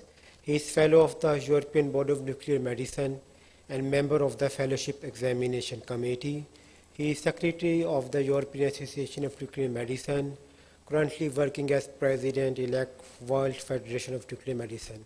So I request Professor Frangos to please step in and continue with your talk. Thank you for your kind introduction. Follow the time. After a high intensity of scientific speech from Dr. Arif, I will go more in the political aspect, speaking as president-elect of the World Federation of Nuclear Medicine. I am afraid I will create more questions than answers, but I will do my best to give my vision about how World Federation change the fonts. Okay, everything is changed in the font. It was better in my computer. I will talk about the World Federation, the situation of nuclear medicine in ASEAN, possible solution, the general activity of World Federation. It was founded in 1917 and in the Third Alaspin Congress in Mexico. In 1974, we have the first World Congress. For 52 years, the World Federation has served as the global link in nuclear medicine worldwide. Since the first World Congress, we have another 12 congresses, and the next one will be in Cartagena 2026. I will come back to this. Till end of 2018, the President, Secretary General, and Treasurer came from the host country of the Congress. Then we were thinking that the World Federation need a leadership independently from the World Congress, just to focus in the needs of the global nuclear medicine. In 1st of January 2019, the President-elect, Treasurer, and Secretary came from different member states. I had the honor to serve as the first Treasurer in this new constellation. The Executive Board has members who are regional society. I highlight two because we are now in ASEAN, is the ASEAN Oceania Federation of Nuclear Medicine and Biology, and the ASEAN Regional Cooperative Council for Nuclear Medicine. This could serve also as a bridge between the World Federation and ASEAN country.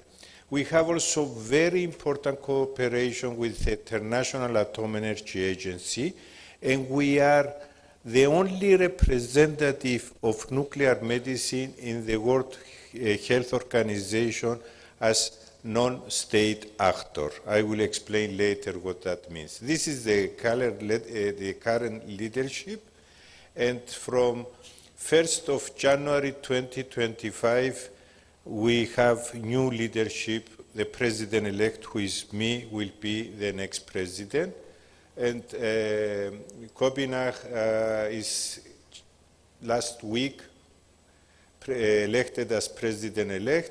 Is Gisela Estrada from Latin America as General Secretary, John Prior as Treasurer, and Lisette, who is currently the President, will remain past President. Diana Paez is a very important person in nuclear medicine. Is the head of the nuclear medicine section of International Atomic Energy Agency, and we have a close cooperation. This non-state actor status that we have in the World Federation is very, very important to create politics of the World Health Organization, because they were not interested about imaging. Actually, they are more interested on the patient, and we produce some paper also with the financial and scientific support of World Federation to tell them that imaging is very, very important for individual patient. The Federation is based on the principle of equality. Membership of the Federation are national society, and they have the right to vote in the General Assembly. Our primary strategy is to offer educational resource online, work with the Society of Nuclear Medicine, the European Association. We are a very established association, International Atomic Energy Agency, to distribute relevant educational material worldwide. Also, we encourage companies to support establishment of permanent QA labs for teaching, and also partnership with existing entities to develop educational resources. It's good to have the equipment, but without the people power and people that they know how to use it with excellent education is very difficult. You have benefit if your society is member of the World Federation. I will not go into this. I will continue with the situation of nuclear medicine in Asia. Actually, according to the United Nations, there are 42 countries in Asia. Okay, here is mixed. I don't know what happened with the fonts. But as you can see, Pakistan is member of Asia, but perhaps surprisingly, you will see that Cyprus, according to the United Nations, is also member of the Asian region. The current population of Asia is about 4,204,000,000 people, and is equivalent of 60% of the total world population. And please take a notice into this graphic. The population age more than 65-year-old is just 10%, if I read it right. If we are going to the European Union, people more than 65 years old consisted 20% of the population. What that means? The need in the health system is different. Is what the professor mentioned, if we can distribute everywhere, no, we have to focus what are the needs in each country and in each region. This is from one EIA data, show the PET CT scanner per million. Sorry for this mix-up, I cannot even read it. We have data from 31 out of 42 countries, and 7 countries with a population of about 20 million, they have no PET, no SPECT, no nuclear medicine physician. Think about it, 20 million people. We are talking about, Asia. Cambodia and Mali, with a population of about 37 million, have just 1 SPECT camera and 1 nuclear medicine physician each. About 57 million people have no PET in their own country. The 10 countries with a population about almost 600 million have less than 0.5 PET-CT per million. And we have from the other side countries with the most PET-CT, which is Korea, Japan, Lebanon, Singapore, Kuwait, Brunei, and Saudi Arabia in relation to the population. India and China are a different, they get out of the data because they have a large population, but if you see the PET scanner per population is only 0.3 for India and 0.2 for China. Even we get the impression that the nuclear medicine in China is very increased. Because of the large population, the percentage for each patient is less. I think this is also just to mention it. And again, Japan, Kuwait, Korea, Lebanon, Bahrain, they have the most SPECT-CT. Again, India and China, and please notice the following. They need 1,400 SPECT-CT or 1,400 PET-CT each country to reach the one equipment per million. What about Pakistan? I tried to get some information. Please, I'm not sure if it's total accurate, which is also important to have the data from each country because we can create politics. I have been told that in Pakistan the population is about 250 million and are existing 15 PET-CT, which make 0.06 per million, 35 SPECT-CT, which is only 0.14 per million, is over 150 nuclear medicine specialists, and 8 centers offer nuclear medicine specialists. For Pakistan, we need 250 PET-CT and at least 250 SPECT-CT to have this relation, one equipment per million. One very important aspect of World Federation is the promotion of nuclear medicine. A special effort should be done for small countries and countries in which nuclear medicine is not yet established. Cooperation with the agency and regional association to promote nuclear medicine with expert mission and transfer of knowledge. Transfer of knowledge is the most important aspect. Could be done for conferences like that, but it should be also done by hands-on, inviting experts also with the help of the World Federation. We need more nuclear medicine specialists, more technologies, more equipment. How we reach this purpose? Teach the teacher program. That means some of the people, designated people, they go for further training, and then they are coming back to their countries to teach the other people about the new knowledge. More technology should be also the same principle, and pressure at the administration for money and donation for low-income countries. Here I will come back in regarding the WHO that we pressure there. The World Federation has no resource. This is one of the problems that we have. The only thing that we can offer is to act as coordinator between the countries, just to facilitate what I told you before.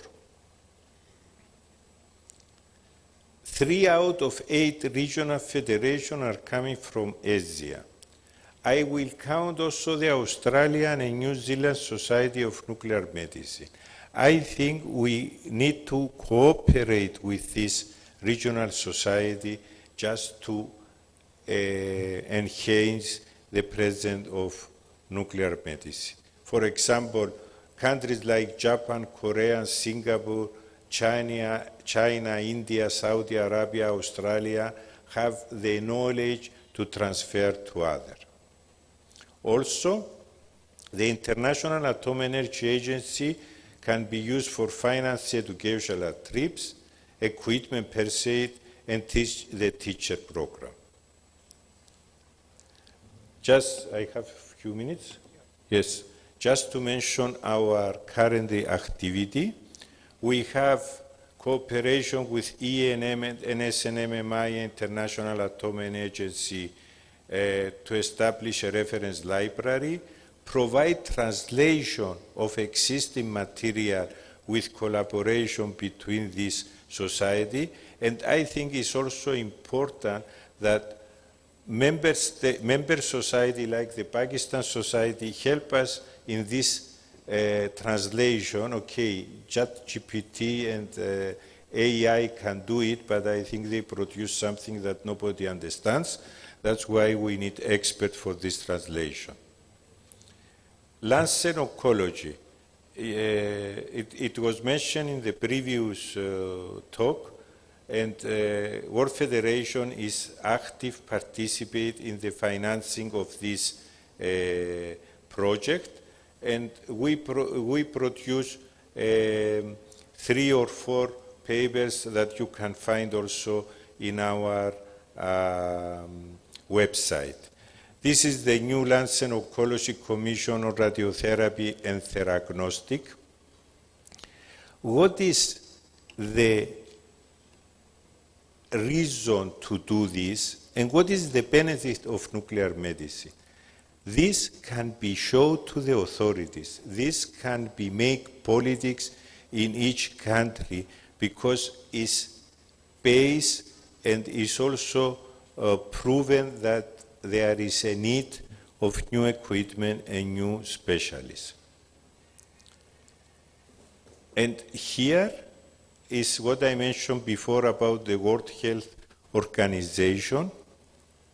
We introduce now the last 2-3 years we are working on it, that the diagnostic capacity will go from the vitro that was in the main interest of the WHO to the non-in vitro types.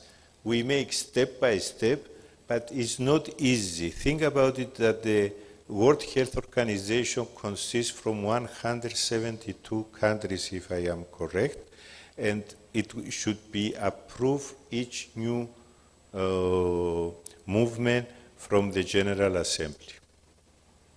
Here is this resolution that we try to put it as a decision of the World Health Organization. What is the benefit? Because the states approve this resolution, they are also obliged to do steps in their for benefit of the patient using imaging. And in this imaging is include nuclear medicine. Okay, we participate also in the patient radiation safety last year and this year with the president and president-elect. We participate in the IPED with the president of the World Federation. And we like to make a rebranding. The rebranding starts with the change of the logo, but it will not stay there. You see, that is the new logo of the World Federation using the old colors. I say that rebranding is not only the logo. We use this logo also to take the World Federation next to the member states, and we are here to hear all the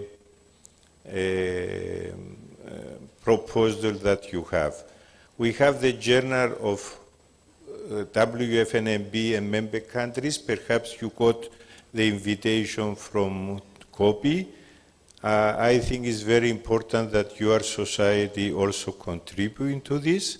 It will be presented, a big book, at the World Congress in Cartagena. This will be 13 to 16 February 2026. Before the World Congress, we create the Road to Cartagena, which is going from different countries, starting from Algeria, which be webinar, going to Singapore, Mexico, Greece, Australia, USA, Spain, and the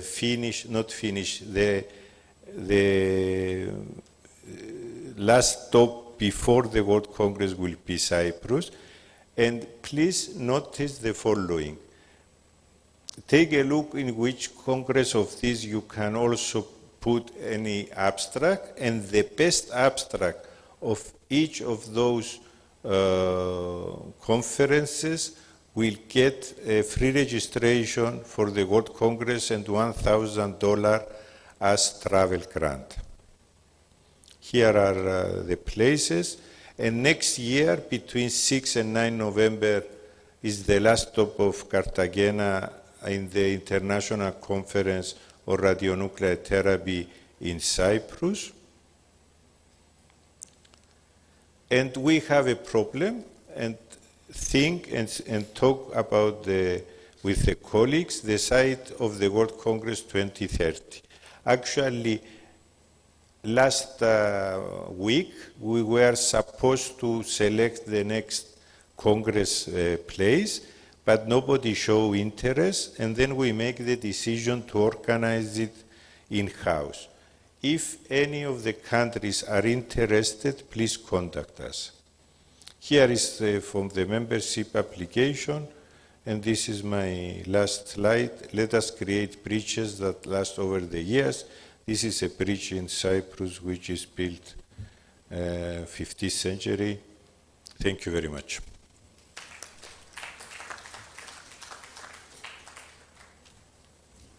Thank you, Professor Frangos, for the enlightening talk. I request the next speakers to please switch to the allocated time so that we can finish the talks.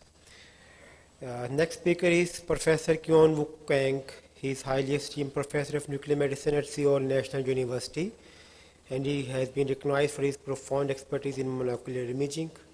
He has more than 250 publications, so I request Professor Kang to please proceed with his talk. Good afternoon, ladies and gentlemen, and it's my honor and to be invited as speaker. As today, I'd like to talk about our own experience in theranostics, how to establish in Korea. And these are my conflict of interest. I just founded up and then 2 startup companies. And theranostics is the first. Theranostics is a very traditional one on item 131. We started in the 1960s, and so rapidly growing. And one of the causes is that you already talks about in the morning, and that the ultrasonography is increasing, very popular for the cancer screening in Korea since 2000 and 2010. And so the epidemiology shows a very skyrocketing of the incidence. Actually, it is not an incidence, it is a finding, a new finding, already existing, and thyroid cancer, very early thyroid cancer, very small one, less than 1 centimeters. And all the peoples are, and still at the time is worried about this cancer, and so get surgery. And so finally the radioiodine therapy also increase as much as the new thyroid cancer incidence is coming out. And so you can see in the skyrocketing, increasing number here. But finally, the publish the general EJNM, New England, NEJM, New England Journal of Medicine, our epidemiologist in Korea has published that it is not related with the real new incidence. And so we have a campaign, National Cancer Center Korea has a campaign about the dawn screening for the thyroid cancer if you don't have a symptom. And that's why you're now decreasing again.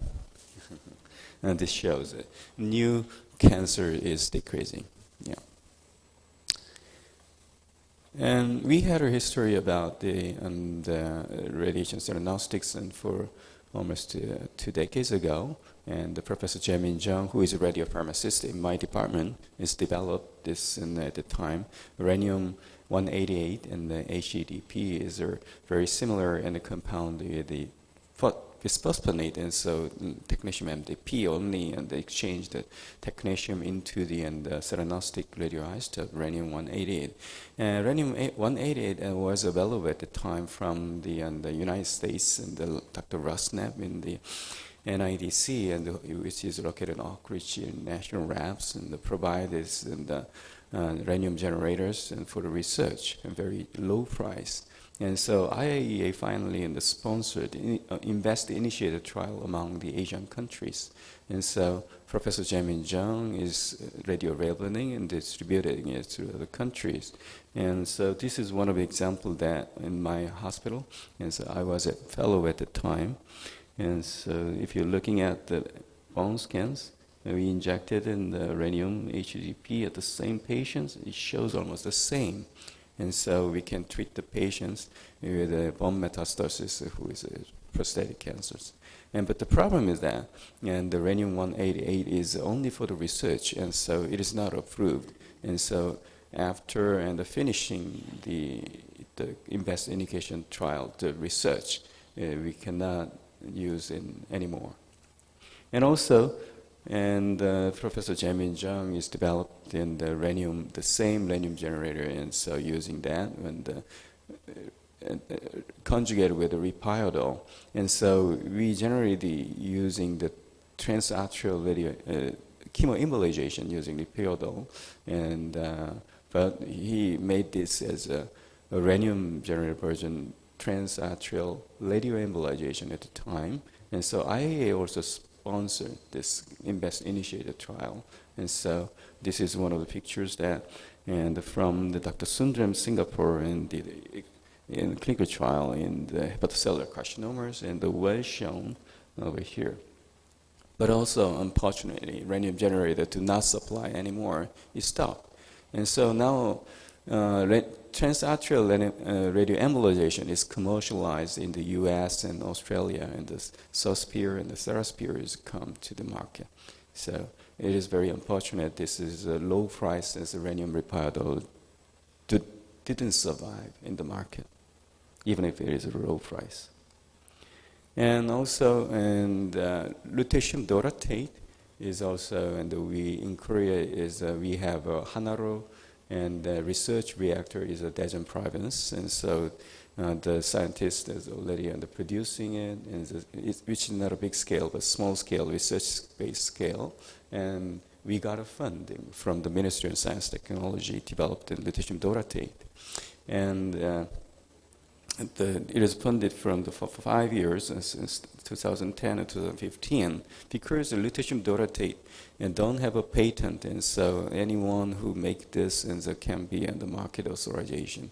But the problem in Korea at the time, even if we producing it, this one, preclinical study is so expensive, and at the time there's a very strict regulation for pharmacy, not for the radiation. Radiation is not so strict, but the Korean FDA has a very strong regulation, and so we have to do the preclinical study in 2 different species. One is mice, the other is dog. And using the preclinical study GLP test for dog is very expensive, and so it cannot support it by the government, and so we have to stop.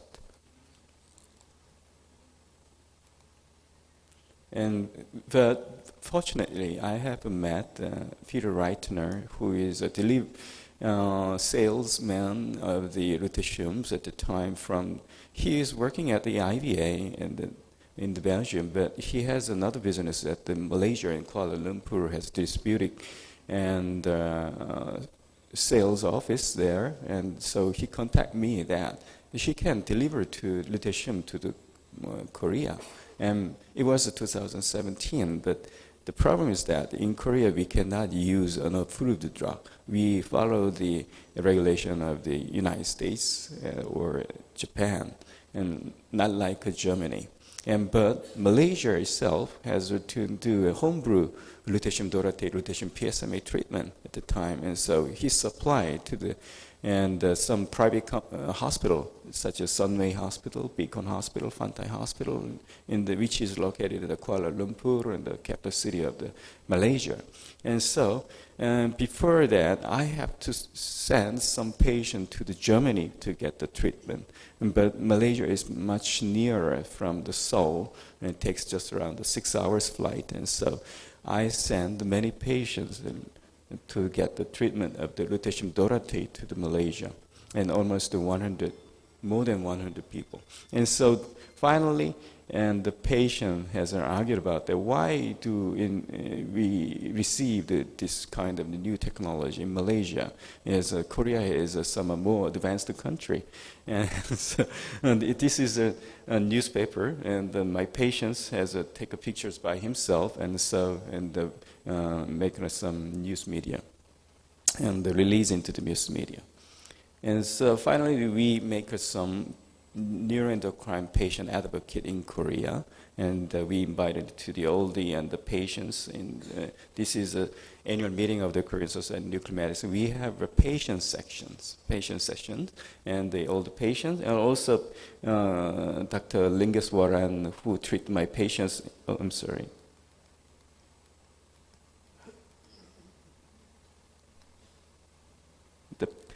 Dr. Lingeswaran visited Korea, who treat my 100 patients, and discuss about that. This is a kind of the movement and the patient movement. And so they have a demonstration in front of the KFDA that this drug should be in the faster approval in Korea.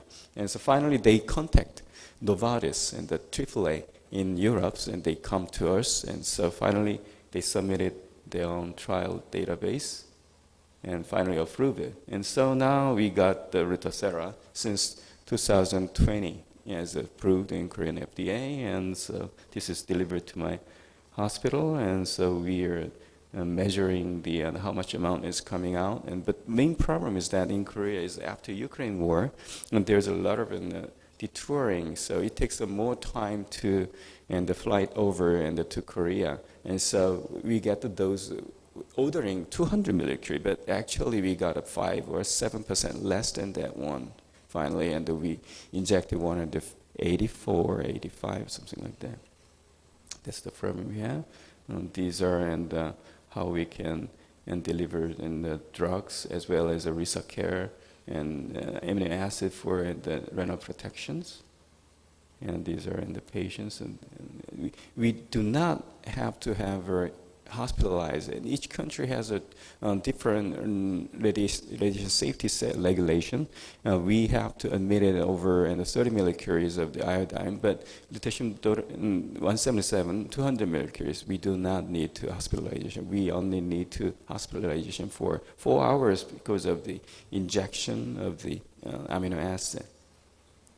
And so these are the purity and for neuroendocrine tumors in Korea, and the Lutathera is approved for grade 1 to 3, and the national insurance cover and grade 1 and 2. That's the only country is reimbursed in Asia, and so Lutathera is so expensive, over $20,000 per injections, but is covered by the reimbursement, and so the patient only pay $1,000, 5% of it, because of the patient advocate is always argued about the Ministry of Health Welfare, they finally decide to reimburse. And so we can use off-label use of Lutathera as well. And also we are doing the several clinical trial, and recently Actinium-225 is an Action 1 is phase 3 clinical trial by RayzeBio is ongoing in Korea. And these are there's preliminary result of the Lutathera treatment at Seoul National University in my hospital until June this year, and we treat 100 patients.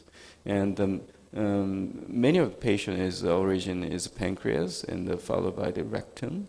And if we evaluate the 62 patients, and the overall response is almost the same as a NETO-1 clinical trial. And just around the 20% is partial response, and 60% and the stable disease.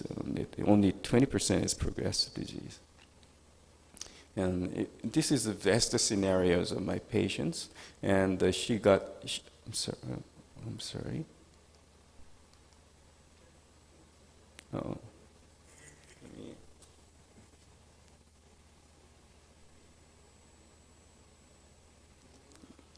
Can I move on?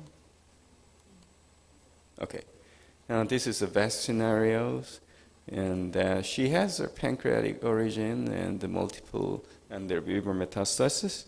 And after 4 cycles of the Lutathera treatment, the liver metastasis is gone. Only the pancreas is somewhat decreased, but still remain. And so she wanted to get surgery. And so finally, the pancreatectomy was done. And after that, until last month, and I also checked the gallium dotatate PET, she is free of disease right now. And the primary is the surgery is removed, and the liver metastasis get treated by the Lutathera. And also we treated other other than the neuroendocrine tumors, other origin of the gastric pancreatic. And so this is the Simon's cases, and he has a very high uptake over here, and so he also got the 3 times of the lutetium dotatate time, and so he has a shrink of the Simon's mass. He has a very severe pain at the time, but the pain was gone. And also we developed our own and the PSMA and derivatives. And so Korean has the 2 companies, Cellvion, the other company is FutureChem, has their own lutetium PSMA and Professor Jae-min Jung in my department is developing his own and PSMA, and so it is licensing out the Korean company, and now we are doing the phase 1 and 2 clinical trial, and this is one of the patients, and he has a severe and heavily and bone metastasis and baseline and the PSA and the 800, and after 4 cycle of the lutetium, actually we call it DGUL. It means the glycinuria ricin is a targeting peptide, and so we name it DGUL PSMA. And finally, almost gone, and the PSA decreased and less than 1. And also, we have, and if we can, we are doing the clinical trial, we can use it as a compassionate use of other disease. And so this is a case of the adenocystic carcinoma. Adenocystic carcinoma is also known as that the PSMA is highly increased, expressed. And so these patients and heavily and multiple metastasis lung, it is origin from the salivary gland, but there's a bone metastasis as well. And he also got the PSMA treatment, and is also very well uptake. Unfortunately, he got the pneumonia and expired after that. We also doing the clinical trial, and so these are companies I already said, FutureCam, the Sylvian, the Korean domestic company. We are doing the multiple and global companies also doing the phase 3 clinical trial, and recently early phase 1-2 clinical trial, the lutetium NeoV is a GLPR agonist for breast cancers. Also, we do the active dotatate for the initiated trial from Curams. And so, one of the most important thing is, and the government is supporting of the producing the radioisotopes, and in Korea, we are designing and building a new facility for a nuclear reactor. Now we have only one research reactor, but this is a new reactor for dedicated productions of the radioisotope, and it will be finished in 2027, and we can make some lutetiums or as well as moly generators. And so we also already established the Korean Radioisotope Center for Pharmaceutical, and so they do have in the GLP in pre-clinical test, and the GMP facility for clinical trial as well. And also we have in the many industries, startup companies for nuclear medicine right now, and some of them is from my university, BIK Therapeutics, and Brightonics Imaging and the Portray is all 3 is from my department. And also, I'm the startup company by myself, and I'm not the CEO, and I'm a founder, and because the neutron generator is needed for, and actually the actinium is produced by the neutron flux and the high flux nuclear reactors, but this is nowadays very shortage of the globally, and so now we are designing a small neutron generator the size of the refrigerator, which can be installed in each hospital, and so we don't need much and the high amount in the actinium, because the lutetium we injected 200 millicurie, but actinium we injected 0.5 millicuries, and so this is one of the design and that producing the small amount in actinium. Thank you very much for listening.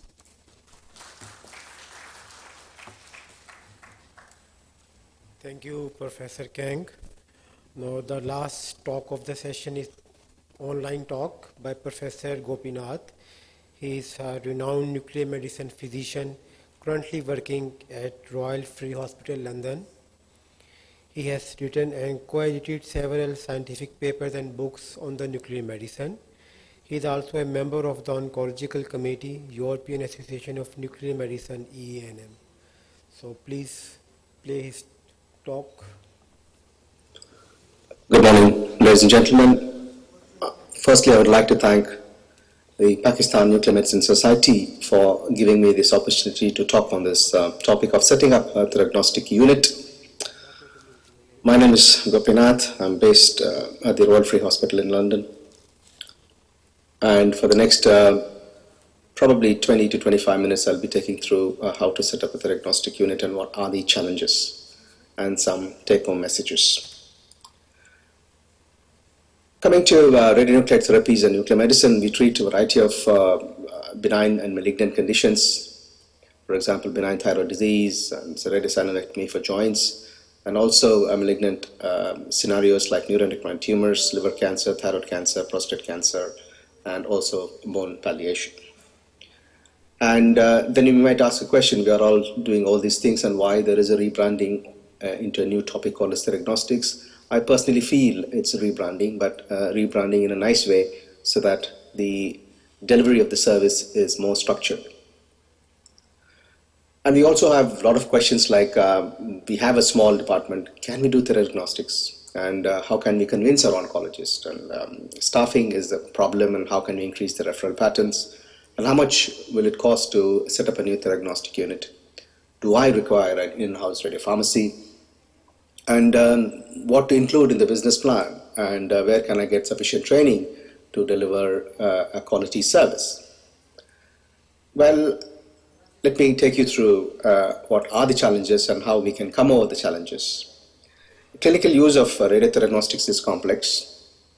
Logistic and regulatory hurdles can be a major problem. And again, well-trained physicians, medical physicists, nurses, and radiopharmacists should be available to ensure patient safety and best outcome. Coming to starting a theragnostics unit, you need to have a clearly defined roles within a team, which is mandatory. And diagnosis, drug prescription, radiation safety, follow-up should be clearly specified in your standard operating procedures. And also the success will depend on specific attention to education and training of the existing workforce, because you have a two group of workforce which is already practicing nuclear medicine and some are in the training scenario. So we have to cater both groups so that we lead positively into the future. Why do you think you need a theragnostic unit? And of course, cancer is an integrated service. Theragnostics leads to precision medicine, means to say visualization is a key to treatment and monitoring. And again, fusion of diagnostics and therapeutics might improve the future of cancer care.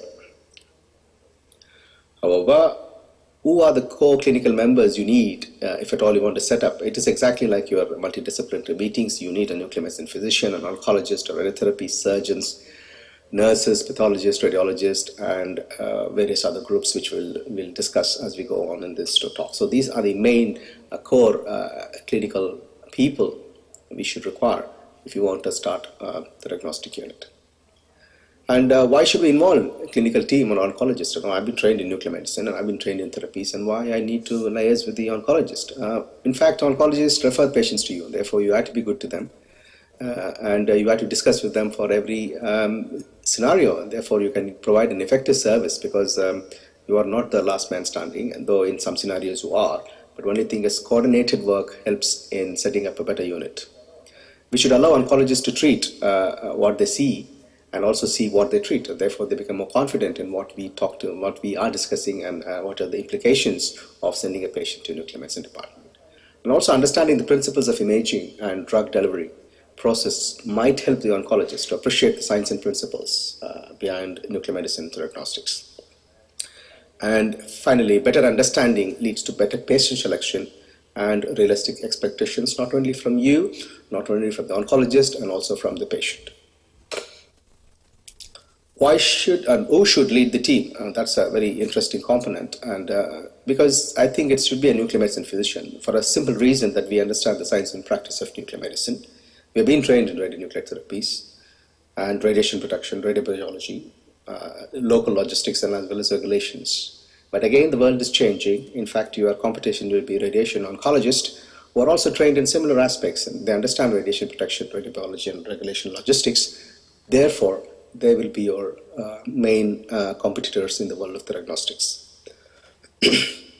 Nuclear medicine team members in a diagnostic setup should be a nuclear medicine physician. You should have involved technologists, nurses, radiopharmacists, and physicists, and have a contingency plan and who will do what, and therefore we can be effective and spend quality time in developing a good unit. And of course, even though they have talents and everything, you need to have passion and dedication to bring your dream into reality. So you have to have passion and dedication. There is no shortcuts. Non-nuclear medicine team in a diagnostics unit, you need oncologists, you need pathologists, you need research and development team, you need surgeons, and you need industry. Industry will play a significant role if you interact with them in a right way. Advantages of diagnostics is you make a personalized decision about treating a patient or scanning a patient. Personalized treatment response is also important. Personalized prediction of toxicities and dosimetry also plays an important role. Therefore, these are the three main parameters where you'll be looking in terms of diagnostics. And also you have a better prognostication because you tailor the treatment according to the patient needs. And also you combine different radiotracers tracers and to get the maximum benefit. And the world of oncology is moving to a combination therapies, not only within nuclear medicine, outside nuclear medicine. Better assessment of biological behavior and tumor heterogeneity, because it is not a single tracer is going to give you all the answers. Again, nuclear medicine is moving into a domain where you use multiple tracers to get better patient selection and outcome, and possibly reduction in cost and limit unnecessary interventions. But again, you need to understand every major therapy is expensive. Limitations of diagnostics. Of course, there is a problem in terms of variable sensitivity and specificity to radio imaging techniques depending on the tracer, on the scanners and availability. And specificity of diagnostic, therapeutic component of diagnostics pairs are not perfect or nearly perfect as of now, except for a few treatment types. Response assessment is not perfect, and still it is evolving, but there's no single way you can predict the patient response. Technology availability around the world is not uniform, and within a town it is not uniform, and how can you expect it to be uniform around the world? Regulatory approvals or logistic varies and from country to country, and the techniques you use. And financial sustainability is effective, and it is challenging to get funding to provide a well-defined diagnostic unit. And training, of course, is a major challenge, and it is not uniform within the country as well as in various parts of the world. Which areas we should focus and strengthen to develop and run a successful diagnostics service? I think I will give the first chances to training and quality of workforce. Meet the needs of the referrers is paramount important. Collaboration with the clinical team is also very important. Meeting the needs and desires of patient is another factor we need to take into consideration. And finally, funding and budget. Excellence always comes with cost, and therefore we need to have a short and a long-term plans, how effective and how to convince the funding authorities to support your dream of a diagnostic unit. Is diagnostics cost effective? As I said before, better cancer care will always be expensive, irrespective anywhere in the world. Local internal cost, what are the factors is you need to have an established dedicated diagnostic facilities, and you need passion and commitment, as I said before, and who's going to pay for the initial capital investment, infrastructural development, whether you want to rebuild a new department or you're going to start from the scratch. External cost is rare compounds used in treatment, and also availability and commercial production, and a specialist staff to do specialist work also will play an important role. What are the internal challenges you will come across is, the problem is everybody wants to do everything, everybody wants to be the director, everybody wants to be the lead, and then who's going to do the work, my dear friends?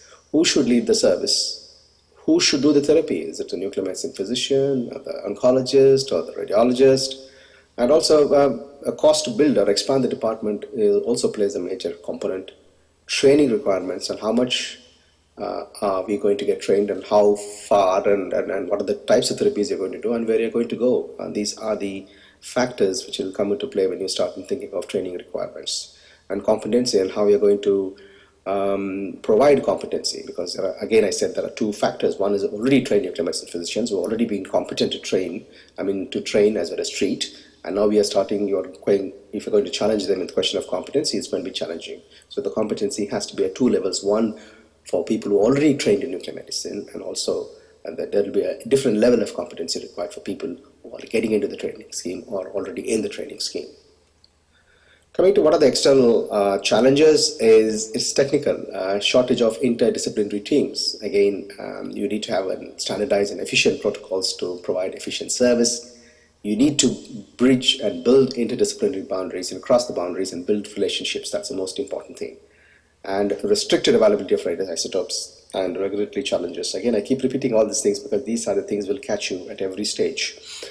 Economic is high developmental cost, and reinvestment policies quite ill-defined, and there is no adequate funds for research. And also, we always think we are very passionate, and we always say nuclear medicine is growing, but we don't look around and say that there are competing modalities and techniques, and they are as good as any of your PSMA or any of your PRRT treatments. Okay, everything is growing around you, including yourself. So when you are so much happy and thrilled, you should also look around and see that everything around you is also growing. So you need to be quite careful and realistic in your dreams. And also there is a global inequality and differences, and therefore everything is not going to come very easily. Coming to the biochemical components, you have limited drugs, and large-scale production is challenging, and combination therapies are not explored, but it is coming. Whether you like it or not, the world is going into terms of combination therapies within nuclear medicine using different tracers and different isotopes, and also combination therapies is combination of immunotherapy and chemotherapy along with nuclear medicine procedures. What should be the role of industry? Industry, actually, they are very keen, and they're very supportive. But you need to ask for specific things. You need to ask them to support training and support clinical meetings like this. Develop educational material in collaboration with good teams, and also ask them to support large multicentric or multi-departmental trials to convince the regulatory authorities that this treatment, and the funding authorities also to tell them that this treatment is working, and we need to come with a game plan to give the best for our patients. Education and training, this is quite variable. If you see around the globe, in USA, there are multiple ways of entering into nuclear medicine. It's a 3-year program with the AACGME, and United Kingdom, we have a 6-year training program. 3 years is dedicated to radiology, where they get an FRCR, and following which they come 3 years into nuclear medicine training. And India, training is about 2 to 3 years, and in Pakistan, again, you have 4 to 5 years training, including FCPS.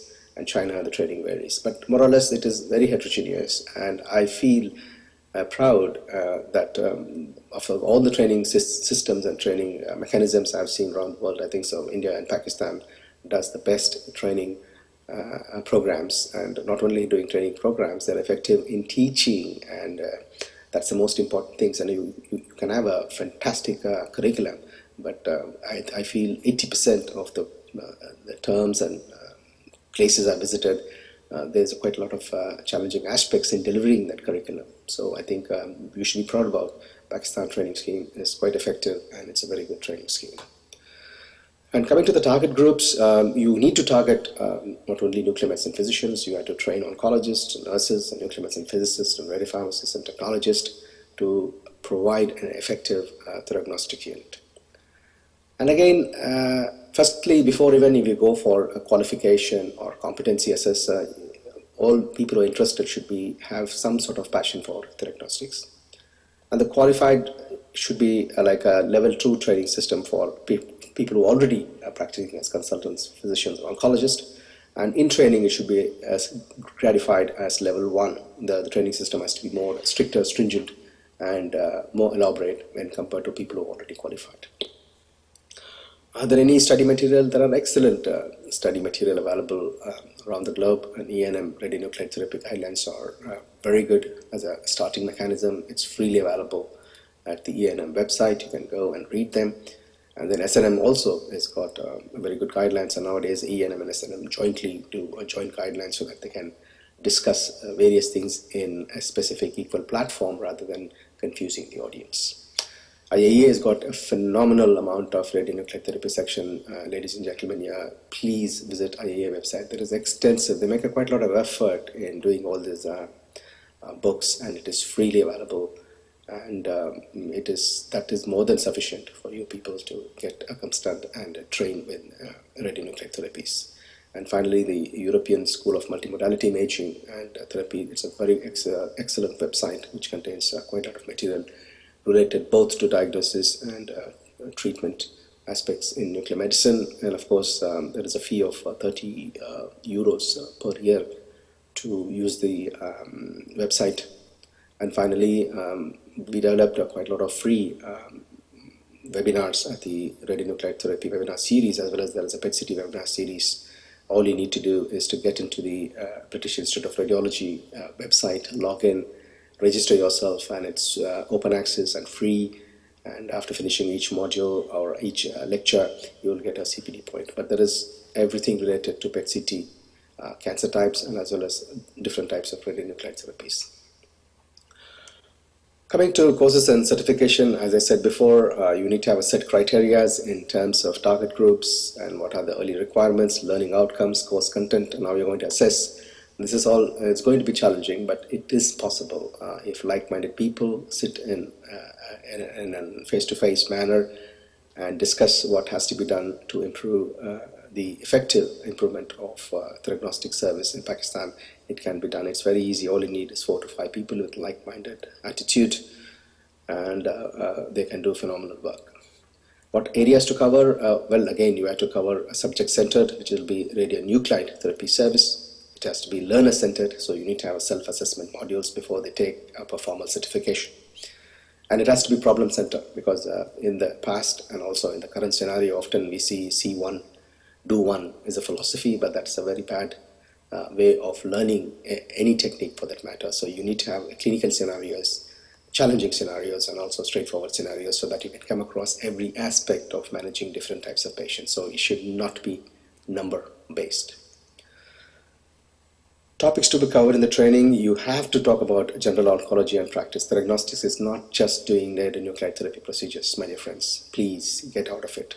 You have to understand the principles of just general oncology, radiation oncology, and you need to have treatment planning techniques and advantages, limitations of all techniques, including radiation or chemotherapy, what are the side effects, how they manage. And we often learn quite a lot of things, and so we can integrate systematically in our practice.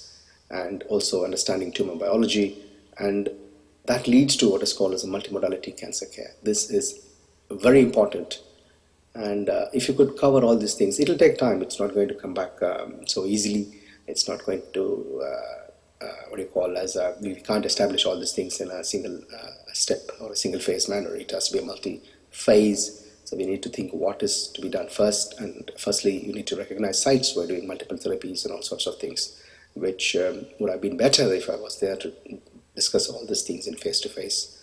Unfortunately, I couldn't make it to this meeting. What should be the training certification based on? People should demonstrate knowledge and experience in science and practice of molecular radiotherapy, visit to a dedicated site, direct mentored experience in the procedure, prescribed procedure types, and also details of multidisciplinary team participation. That's vital in terms of patient selection as well as management. Knowledge of proposed patient pathway, which plays an important role, and you need to have a significant clear-cut checklist so that you can select the patients appropriately and also prepare the patients appropriately before the treatment. And completion of appropriate theoretical training courses, and you need to have specific aims and details of this course, and also scope of the training course with assessment. Ideal fellowship should be approximately about 3 to 12 months, but it's very difficult who's going to fund and who's going to sponsor it. But again, we can have various types of webinars or face-to-face lectures. We can have a therapy-based masterclass. We can have didactic lectures, tutorials, and practical workshops. This all become a combination which can be included in your current curriculum, or you can have an extended 6-month additional curriculum to learn the science and practice of diagnostics. What should national societies focus on? You need to have dedicated committees and dedicated people to promote, create awareness among the clinicians, collaborate and build bridges in relevant cancer societies, training people to meet the increasing demands, continuous medical education, select dedicated team, never compromise on quality. Okay, so when you select the team, go for the best available people rather than your best friends. And best friends are very good. You can go have a coffee, have a dinner. That's okay with them. But when it comes to work, we need professional people who act professionally. And therefore, we can achieve something together for the Nuclear Medicine Society of Pakistan or any other country for that matter. Role of international societies is to develop a realistic core curriculum. Invest in value-based education material. Again, this goes to, you bring in the best of the people to deliver the best of the lectures. So don't go by friends. Friends are good to support your brain, but if you want to do high quality work, you need to be unbiased. Develop practical guidelines and simplified standard operating procedures, and also develop universal pre-treatment checklists which can be used nationally. Okay, if a patient for thyroid benign treatment comes, this is a basic checklist, a minimum criteria checklist or a minimum points you need to do, whether if it's coming for cancer therapy or for benign therapies. This helps in terms of uniform patient selection and management, and therefore it is easier for us to implement this into our clinical practice. Should we have a Theragnostics Academy? Yes, the answer is yes, yes, yes. And because the demand is growing and there is limited structure facilities, training facilities, limited training centers, and standardized requirement for training is important, standardized certification and quality. If we could get all these things done, I think everybody will be ready to have a Theragnostics Academy. Current limitations, as I said, the curriculum is well designed, but the delivery is variable and it is not structured. Supervisors with limited experience and interest in radionuclide therapies, and the training is basically number-based, not the scenario-based or competency, or it has to be challenging. And successful Theragnostic service, dream or reality if you recognize the strengths and limitations, inclusiveness with trusted partnership, think big, no shortcuts, be realistic and try to start with smaller therapies which are more cost effective and build up over a period of time, maybe in 2 to 3 years time, you will be realistic in doing the best for your society. Theragnostics is fascinating. Results are positive but are evolving. Long-term safety studies are required. Moving to combination therapies, it will be a reality and soon. You need multidisciplinary expertise. Training is important, and you need to have smoothing collaboration with industry. Limited or no well-defined community of stakeholders, therefore you have to claim that you will be providing a good to the society.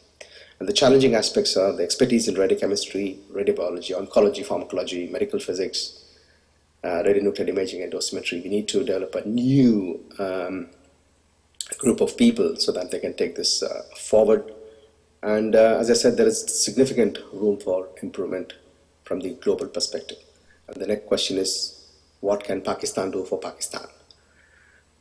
Pakistan has, and what Pakistan needs, and what Pakistan should do.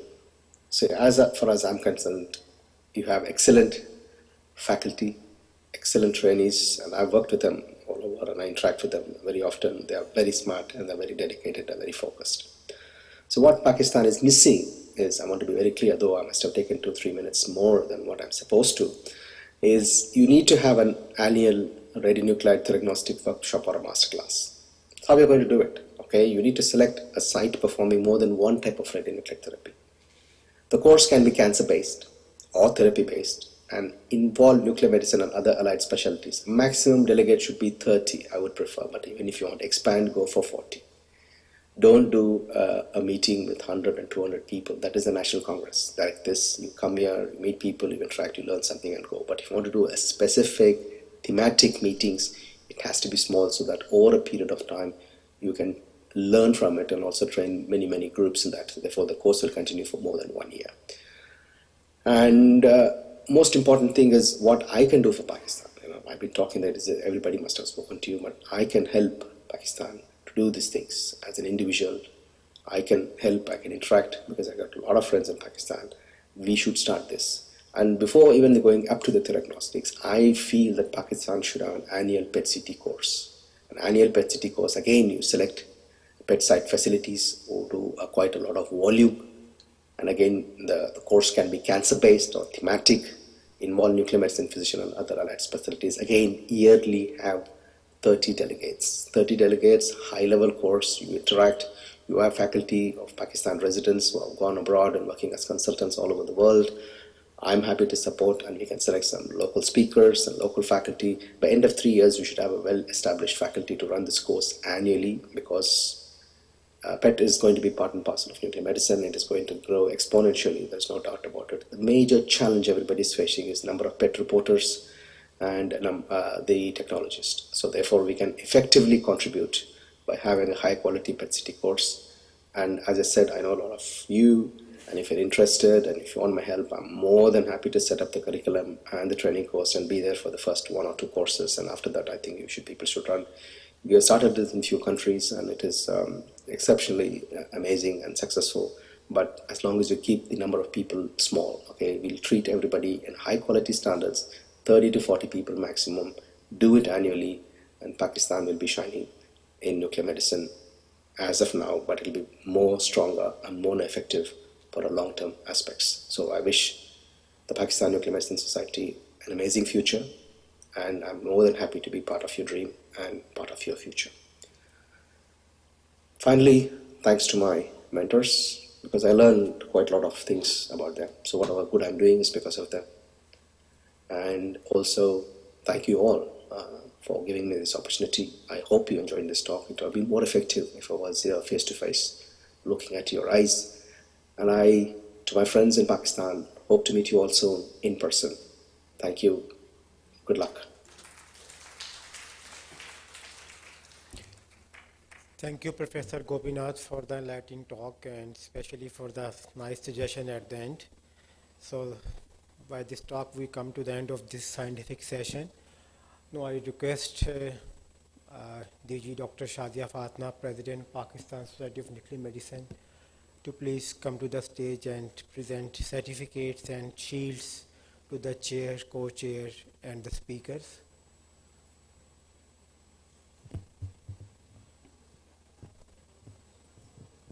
So we will have definitely the question session. I request all the speakers, Professor Arif Sheikh, Professor Frangos, and the Professor Kang. So please come to the stage so we can have a brief Q&A session.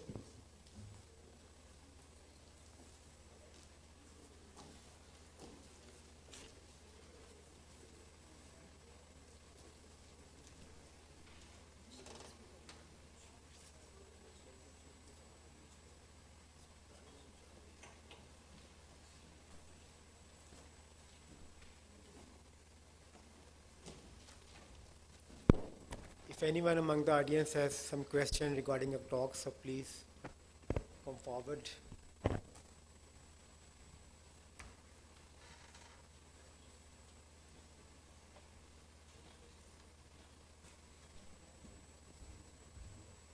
Professor Arif Sheikh, certificate of presentation.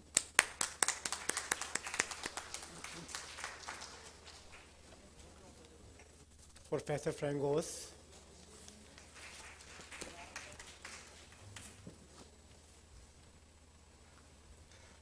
Professor Kang.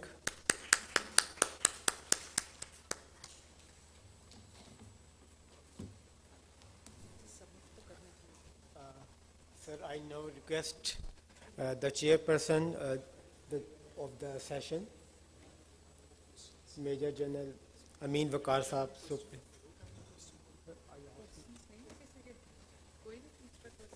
if anyone has some questions, so please don't hesitate and put the question. We still have the speakers among us. Meanwhile, we distribute the certificate and shield to the chair and co-chair.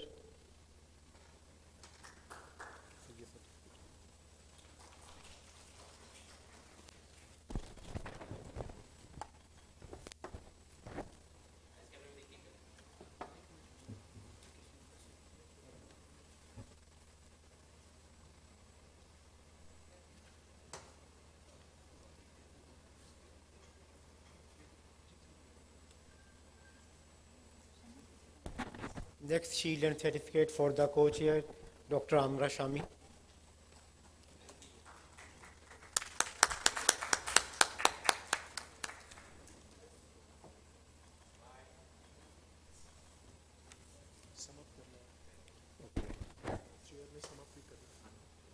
So next shield and certificate for the moderator of the session.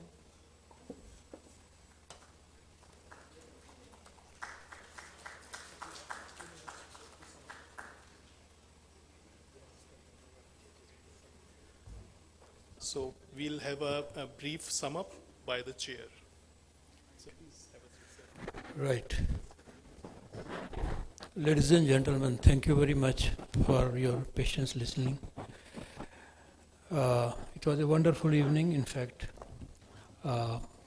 being, in fact, student of the specialty still, I think myself. These speakers were such an excellent speaker. I don't think there were any query to be raised here, but I can just give two comments. One is about the first two speakers. They have given excellent talk. We wish that someday we had sufficient amount money available to us to buy these radioisotopes and install such a high-level radio safety measurements in our population to give this therapy to our population. Inshallah, with your collaboration sometimes, with this federation, with sometime, we'll be able to proceed further. The third one is my comment is about thanks to the Gopinath. He's not here, maybe it will be communicated to him that he has offered that courses and seminars and his help to Pakistan. So I recommend and appeal to the sitting president of the society, Shazia, that please consider this and then we can go for these courses and all this. And another comment is such as something like that, which he says, Gopinath is saying about that among our this necromedical specialty and our other discipline, this is a common problem that who should take the lead. This is always a problem. So I just can tell you in a lighter vein something which applies to our army. Maybe you will understand about this. That there was a folk song in UK that they used to sing about the soldier, that the girl I left behind, the girl I left behind me. It was something that there was one soldier. When he used to go anywhere, he was posted anywhere. He was very fast and he used to make a girlfriend very quickly. And when he used to leave that place, so obviously in the presence of his seniors and everything, he was unable to say goodbye to those girls. So he used to, because that fellow was a bandmaster, he used to play this song, the girl I left behind me. And this is exactly, I think, is happening with the nuclear medicine. Each time we are doing new research, we are introducing new things, we are bringing new things in the market, and someday it goes from us. We leave it, and again the question arises that who is the champion of this, who is going to lead with this? So we should, I think, our seniors sitting abroad and in higher positions, they are holding the key positions. They should also think on these lines that what is a future lines, guidelines, and position, authority of nuclear physician itself. How long we have to sing this song? Thank you very much.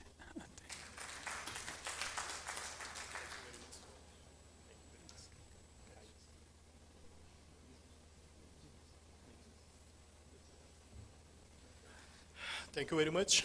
We'll take a short break of 5 minutes, and after that, we'll resume with the general body meeting. So thank you very much. That concludes our plenary session. And we'll take a short break of 5 minutes, and after that, PSNM members will be required to sit here for general body meeting. So till then, thank you.